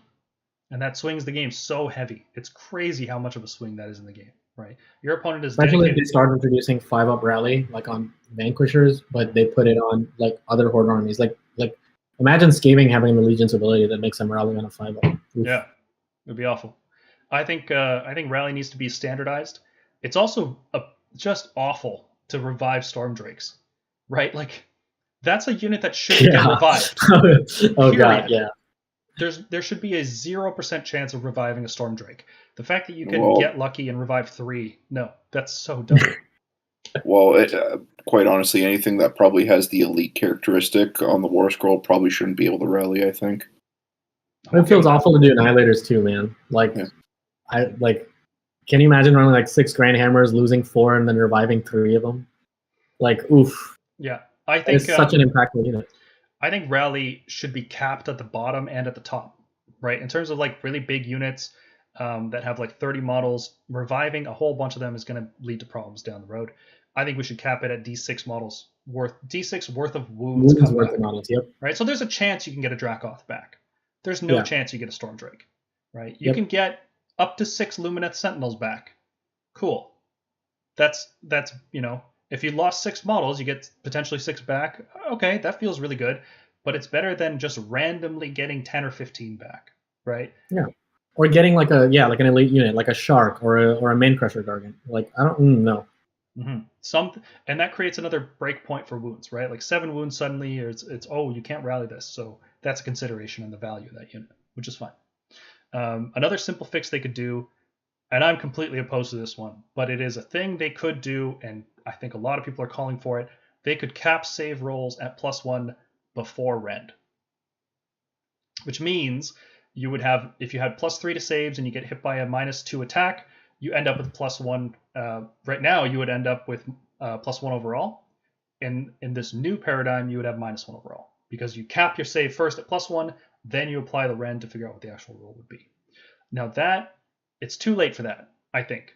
I think we've come too far in designing 3rd edition because they've probably designed like half the books already, at least, right? So these armies are balanced around this. Stuff like Protectors, which have +1 save on their War Scroll, the only reason they're good is because you can stack it with Mystic Shield, you can stack it with Castellan Lantern, you can stack it with All Out Defense, right? It's too late, I think, to make that kind of change. But they could still do it, and it would break a lot of armies, and I'm worried that they are going to do that. So, Tooth and Nail, we talked about. Just make it so you can't deploy or summon until turn 3. Right? That seems easy. Oh, that's fine. Keeps the flavor of the battle plan. It keeps it as a consideration, but it's no longer, I just won't play this tournament because they're playing Tooth and Nail. Like, that sucks. Nobody likes that. Or just be like, you have to deploy the entirety of your army, but like reduce the time limit. Like round 2, all your units need to be deployed. Yeah, that's fine too. Yeah. Or maybe we go into like what 40k does, which is you just can't deploy round 1 unless you have a special ability. I don't want to do that personally, but if that's what it takes to get the game into a less lethal, more tactical place, then that's what we got to do. Yeah, that's fine by me too. Yeah. And frankly, that might encourage round 1 alpha strikes even more, because if they can't deploy the reserve units, then you just bum rush them off the table. Maybe, but only a few armies have the movement to do that. So. Yeah. Or shooting, right? Long range shooting would work too.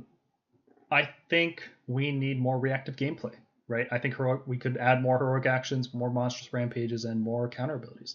So I kind of put some notes here. I've been thinking about these abilities. Raise the banner is kind of this. I have this idea of a hero of like, raise the banner high and it inspires all your troops. And I think, well, what would that look like? It can't just be a battle shock aura. That would be pretty boring for a lot of units, right? Like, who cares if Stormcast got a battle shock aura? That's not very exciting. And for other armies, well, that kind of devalues inspiring presence, so you don't want to do that either. But what if raise the banner was something like, until your next hero phase, all units within range of a totem hero have a 6-up ward or something, right? Like some rallying and defensive instinct, like you're willing to push yourself further. Some kind of bonus around a totem in particular, I think would be pretty cool, because totem keyword doesn't really matter, right? They added this command point system, and totems get a bonus range, but who cares? Units can issue commands to themselves. Why do you care if a totem has a bonus range on it? It never matters. So yeah. So that would be cool. Glare Devourer. Was this the fight last thing you were talking about? Yeah. So Glare, I have this idea of like, you charge at a monster, and the monster just stares you down, right? And it unnerves you. And I like the idea of that, and I think how that could be represented in terms of gameplay would be to, on a 5-up, it would have to be a really crazy strong effect. On a 5-up, you give the enemy strike last. So that would obviously compete with Roar, which means you can't use all-out attack or all-out defense. But in a lot of cases, strike last is much, much more powerful than you can't use your command abilities. And I think that would be cool. Mm-hmm. Devour? Glare would also give more defensive purpose to monstrous rampages, because I feel like right now they're really, really offensive. And I think what is really cool about rampages is that they happen on your turn and the opponent's turn, and more defensive gameplay options I think would help right now. I think Roar is a defensive one a lot of times, like just shutting off all-out attack. Yeah, shutting off all-out defense is really good too. 3-inch range means you can do it from behind troops too. So. Yeah, for sure. Shutting off all-out defense is really good on the offense though, right? Like if you charge in with Storm Drakes and you roar them and they can't AOD, it's like you gave yourself +1 rend. Mm-hmm. It's really strong. Devour, a lot of monsters and like bigger stuff has this ability to like instant kill a model, right? You roll higher than its wounds and then it's just dead. Make that a rampage. Every monster should have some way to just instantly kill you. I think that would feel good, right? Make it so you can't like use it on heroes or something, like rein its power in to make sure it's not insane. You're just going around one-shotting heroes. But if it's like, yeah, instead of stomping you and dealing D3 mortal wounds, I'm going to take a chance, and on a 6, I'm going to kill a Trog or something. Some instant kill mechanic I think would be fitting. But I'm sitting here complaining about high variance abilities, and then I introduce them. So yeah, that's what I was saying. Do I want consistent abilities, or do I want like high risk, high reward abilities? So there's a lot of opportunity costs with this, so it might end up being okay, right? In terms of new command abilities, the one that you and I talked about on the last podcast of countercharge. What if every army in the game could countercharge? I actually think I'd want to play that game. That would be pretty cool. Just make it more focused on melee combat, right? This gets around Unleash Hell because you can't Unleash Hell on your own turn. You have to do it on the opponent's, or can you? I'd have to check. It says charge phase, so it could just be. It could just be. Actually, no, because it says your movement phase for things like double at the forward victory or whatever. So, yeah, but does Unleash Hell specify the enemy charge phase? We'd have to look it up. It's any charge phase. Oh man, so if a Glotkin charges you on your turn, you can shoot it with Unleash Hell. Yes. Yeah. Awesome. It's turning off the Fulminator like damage, but yeah, it's not stopping Unleash Hell. Okay, so now I want this ability in the game even more because that's a hilarious interaction, and it would give some additional mobility to other melee armies. So I think that would be cool if every army. Someone who plays Annihilators, I don't like this on any army. I'm okay with people charging my Annihilators on my turn where I get to fight first. Bro, come on, I don't want to lose my impact hits. How are you gonna? Oh, okay, yeah, all right, I see. What are you talking about? It's like that's my evocator damage. I'm not gonna lose that. A heroic action that lets heroes have a heroic intervention at 6 inches. Yeah, that would be cool. Sorry, I misspoke, guys. GHB does say enemy charge phase. Oh, okay, sweet. Okay, cool. That's a bummer. Okay. Yeah. Heroic intervention seems like a natural fit for Age of Sigmar, right? After an enemy finishes a charge, you can spend a command point or a heroic action and then do that, right? That would be something heroic. Heroes got to feel heroic. So what else can we do here? There's more complex fixes, right? So like I said, the simple fix is get rid of Battle Regiment. A more complex fix is you get rid of stealing the initiative. So players have to roll off and you keep Battle Regiment in the game because if you finish deploying first, you get +1. Like you win the tie, like you were saying. And that is a more complicated change because it still keeps that element of aggression, right? Like if you make an army that wants to go first, like if everybody's playing the game and they're playing it defensively, right? They're not overcommitting on turn 1. But you have a list that can overcommit on turn 1. And you win the tie roll, like you build a Battle Regiment and you get the dice roll and you still do what you were going to do before, right? That still requires more work than just getting rid of Battle Regiment and removing that from everybody. I think it would require more work. So that's a more complicated change. I'm in favor of it personally over getting rid of Battle Regiment because I like the opportunity cost between Battle Regiment and Warlord and other things like that. I think maybe the answer is get rid of the guaranteed. Make it a roll-off. Make people play more defensively. That would encourage people going into the other battalions, which maybe they should be stronger. Maybe if you use the Vanguard ability to run 6 once per game, you can also use another command ability in the same phase. Like maybe that restriction should go away. There's all kinds of things you can do. I think Morgonki touched on this earlier, but new terrain types, right? If we had some amount of terrain on the board, I don't know how much is the right amount, but let's say some amount of terrain on the board you couldn't see through. Just straight up no line of sight. Like woods right now, but super woods, right? None of this 3-inch stuff. Just if a line goes over this piece of terrain, you can't see past it, period. Mm-hmm. And then other pieces of terrain that you just can't finish a move on it. Even if you're flying, you cannot finish a move on this terrain. That would radically change the game. Yeah. Right? Less space for monsters, less high-power shooting galleries just taking you off the board across the field. Unless you're Lumineth, but whatever. They break all the rules anyway, right? Yeah, that would be a big change. It would have a lot of ramifications on the game, but it would curb high-powered shooting and it would curb the power of monsters. Like big units in general. Flying monsters for sure, which are one of the abuse cases, right? Like nobody's really complaining about Gorgons or Cygors. People are complaining about Maw Crushers, these giant base monsters that just move in any direction and kill anything. Yeah, all the flying monsters are just treating the field like it's flat. Storm Draguard, Maw Crushers, Terrorgeists, And Gargants, I guess, technically have a pseudo-fly, so Gargants now. Yeah, and from a thematic standpoint, it might even make sense if Gargants can't reach down between two pieces of terrain and hit you because it's too narrow or something, right? Yeah. I think we need better terrain rules in Age of Sigmar. I think that's a big fix. So here I've also written save rules capped at +1 before Ren being a complex fix. And if they just implement that rule as in that way, it's a simple fix. It's not a good fix. But if you were to implement that rule and then compensate for it in other ways, I think that would be fine. Because one of the things I really like, as I discussed, was stuff feels defensive. Stuff can survive, right? Save stacking feels good. And what feels good about it is that your unit survives a turn, right? The fact that your big monster didn't just instantly die the second it got in combat feels really good. So what if we had some other kind of defensive mechanism that doesn't just invalidate Rend as a stat, right? So this kind of goes into a discussion on strength and toughness. Gets brought up a lot in the Age of Sigmar community. Should we implement a strength and toughness system? I don't think so, personally. But if you were to put in a cap on save stacking and then compensate for it with some other kind of mechanic, I think that would be an acceptable solution.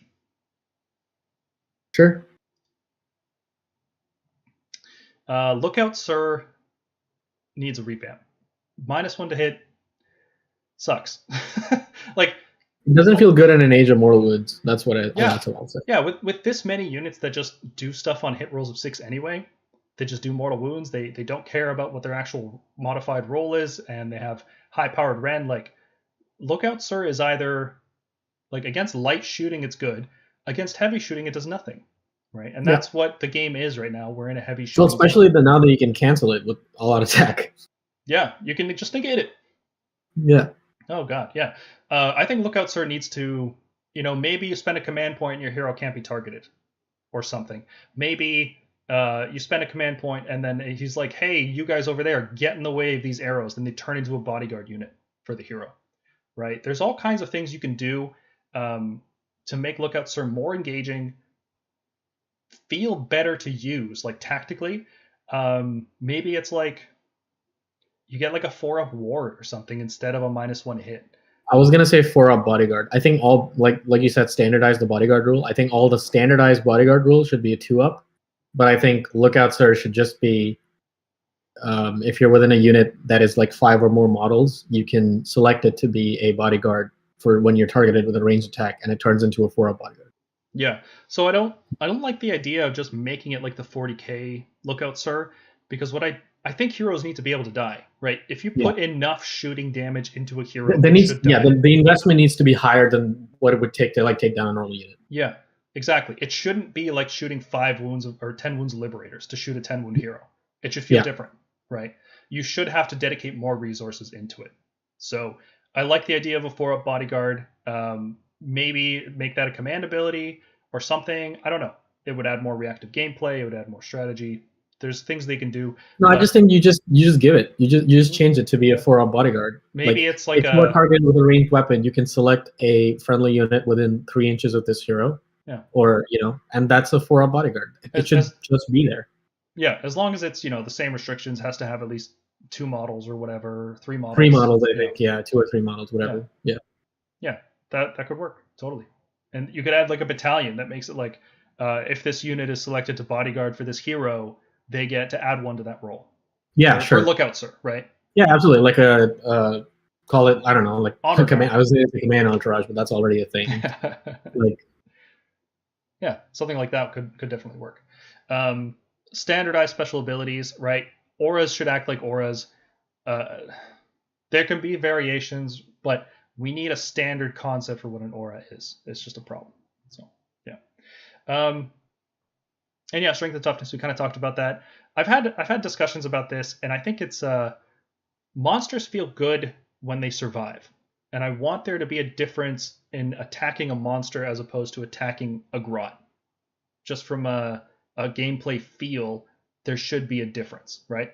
And right now that difference is, oh, well, that monster has Mystic Shield, All Out Defense, and Finest Hour, so yeah, you're going to have a tough time getting through it. But that doesn't feel good, right?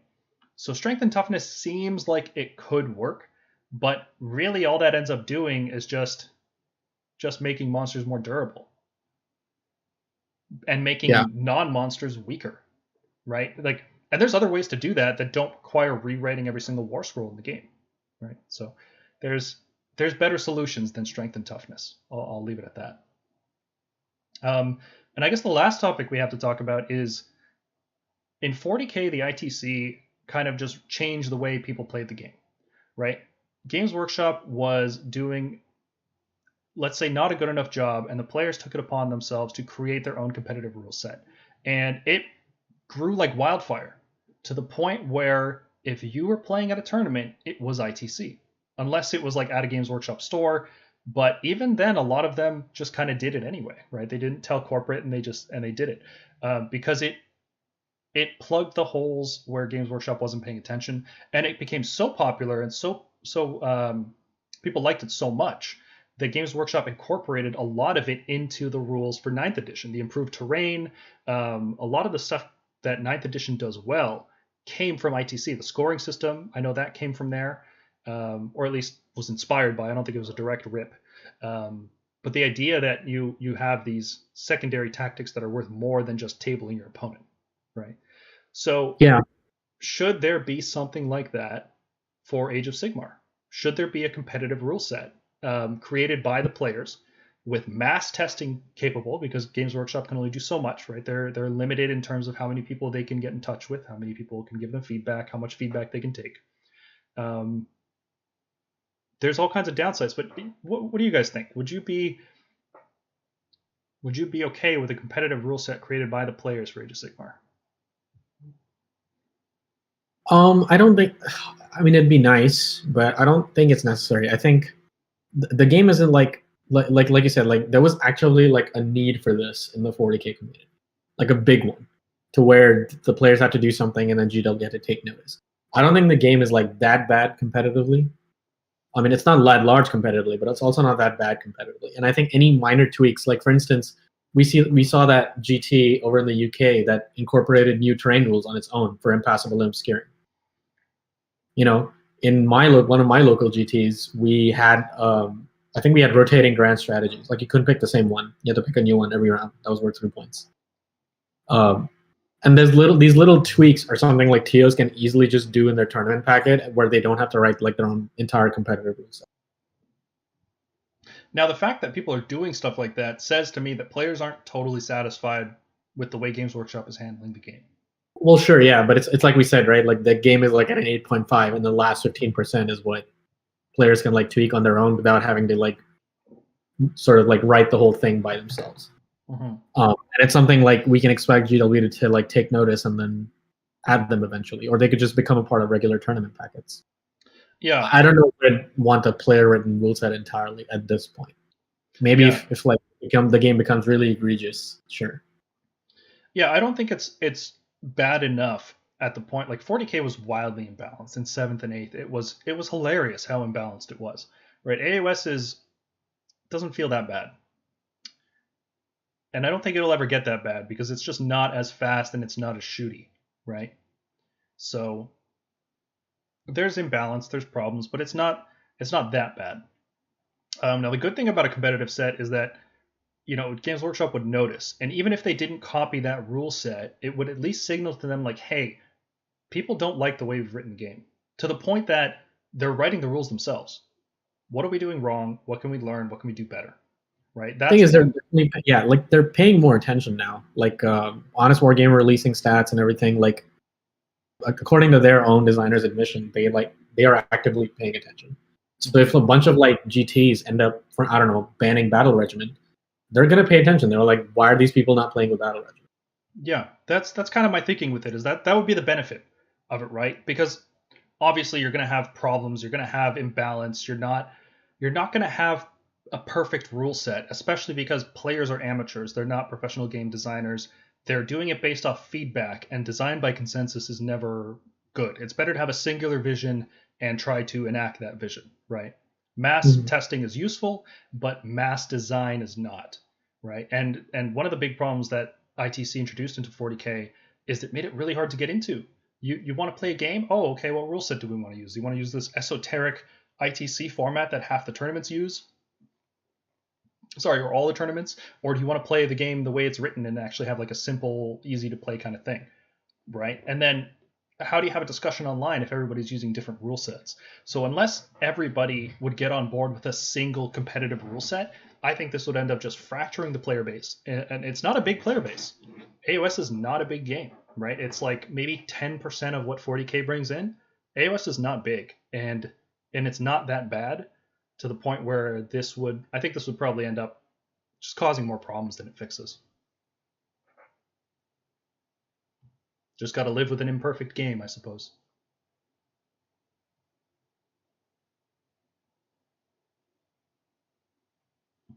Blackie in the chat says, in our group, we're thinking about changing scenery rules, and some stuff talked about here could do well in our group too, like initiative roll. Let us know how it goes, man. I would be curious to see what the game looks like with a couple house rules. I think if any one thing about Age of Sigmar should change, it should be deciding turn one. Like, I think that's the biggest issue in the game, because it dictates so much of the balance, so much of how you approach the game, how you approach list building. It affects every aspect of the game, with players determining who goes first in round one. I think that should be changed to a dice roll. 40K had the same thing. I don't know if you guys played at the start of 8th edition, but 40K had the exact same thing that Age of Sigmar does. Whoever finished deploying first got to go first, and they immediately switched it to a roll-off. They didn't hesitate. They were done with that. They saw what was happening. They saw the direction the game was going in. No way. And that was a game that was just back and forth. There were no double turns like we have here, right? So it was less broken in 40K, and they immediately changed it. So I think that's something that has to go, personally. Mm-hmm. Yeah. Randall, I don't think they are paying attention. At the Austin GT, they were unaware of the rules issues pertaining to Apex Predators. They openly admitted they don't look at the Honest Wargamer stats. Then the recent update, they dropped points on unpopular units and increased points on popular units. That's a fundamental misunderstanding of what points do. It's kind of terrifying. Yeah, the battle scroll felt like we tried. We want to give the impression that we're doing something, but the point changes were incidental and inconsequential, ultimately. There wasn't a big difference. The meta is pretty much exactly the same as it was before, and for every army except anything with Kragnos in it, and Nagash, right? Mm-hmm. And Archaon, which are the 3 new Warscrolls, right? Like, I like that they're willing to change Warscrolls, so I want to give credit where credit's due. But I don't think they've had enough time to gather enough data to make meaningful changes to Age of Sigmar, and I don't think we're going to get any meaningful changes until the new General's Handbook in the summer. But by then, we're going to have a new rule set, which is going to be a problem as we go forward. It's like, well, if we only get meaningful changes every year, and every year we also introduce a new realm that everybody's going to be playing in, how do you ever really balance the game? It's always going to be imbalanced. By the time they finish updating the game for Gur, we're already going to be in a new realm. That's true, yeah. Yeah. Okay. So overall, Age of Sigmar, state of the game, it's good. It's not perfect. It's good. It feels pretty good to play overall. I wish it was a slower game, more tactical, less focused on 1-drops and killing your opponent in 2 rounds. But it's not so bad that we need to start making up our own rules yet. But if you guys do come up with some, if you think we missed something in the state of the game, or if you have some house rules that you've been using and you really like, let us know in the comments. We're curious to hear what you guys are thinking. I think the only way Age of Sigmar gets better is if the players actually do something about it, right? It's not a big game, so your voice matters, which is one of the benefits of being let's say a smaller game community, is that when you say something, the developers are more likely to listen. You're not just noise. You're a significant portion of the player base, which is nice. All right. You guys have any closing thoughts before we sign off here? No. Yeah, I like the game. I'm going to continue playing it. I have LVO next week, so we're going to see how that goes. Oh, what are you bringing? An Aliena Grande, I think. Just a different version of it. The Hunters and Warlord or Battle Regiment? I think I have to go Hunters. I think. Yeah, Roar sucks. Yeah, Roar sucks. Stomp sucks. Like having an Annihilator Stomp and losing 9 damage right off the bat, that sucks. Yep. Yeah, you can't afford to lose any damage from those squads. Yeah. So Hunters is necessary. I think and Secret Tech guys, I really like the Knight Judicator as a counter to SCE mirrors playing Vanguard Rappers. Yeah. Yeah. Because if they drop him 30 away, they can't hurt him. But if I shoot them back, I'll kill like 3. So yeah, that's pretty good. Knight Judicator is looking better and better. Definitely my next painting project. Yeah. I have one primers drawing, but yeah. Just one? Oh, well, for now. Yeah. Mediocre hunt. Should be a great hunt. I have 3. I have 3 boxes. So. James, any final thoughts, bud? Just sort of wait. Curious to see where we're going from here. Yeah. I wonder how often we're going to get updates to the game. If it's just going to be, December and summer, or if we're going to get more frequent updates like 40K. It'll be. I would say like 40K, like every 3-4 months, depending on they didn't say they're going to do changes in every data slate. It's just if something needs changing, they'll change it. Mm-hmm. Well, I'm glad they're willing to change Warscrolls. That's good. Credit where credit's due, man. The 40K update, the chapter approved thing they announced today, like 15 points more for a squad of Hive Guard. No, the obelisk. It's like nobody's going to take that. The problem isn't the points; it's the war scroll. Yeah, that's right. The impact of the war scroll is very different than the efficiency of the war scroll. It's not a game about efficiency, like in a way it is, but the actual impact is what matters, right? Yeah. Okay, that's it from us. Thanks for tuning in, guys. Hopefully this was an interesting conversation. Kind of jumped back and forth all over the place, but it was good. I think I needed to get this off my chest. The salt has just been boiling up inside me, and I think I just had to get it out. So just one last thing. Congratulations again to Andreas SCE for winning our Knight-Relictor painting contest. We will be in touch with you, my dude. Look forward to that. All right, and that's it. Thanks everybody for tuning in, and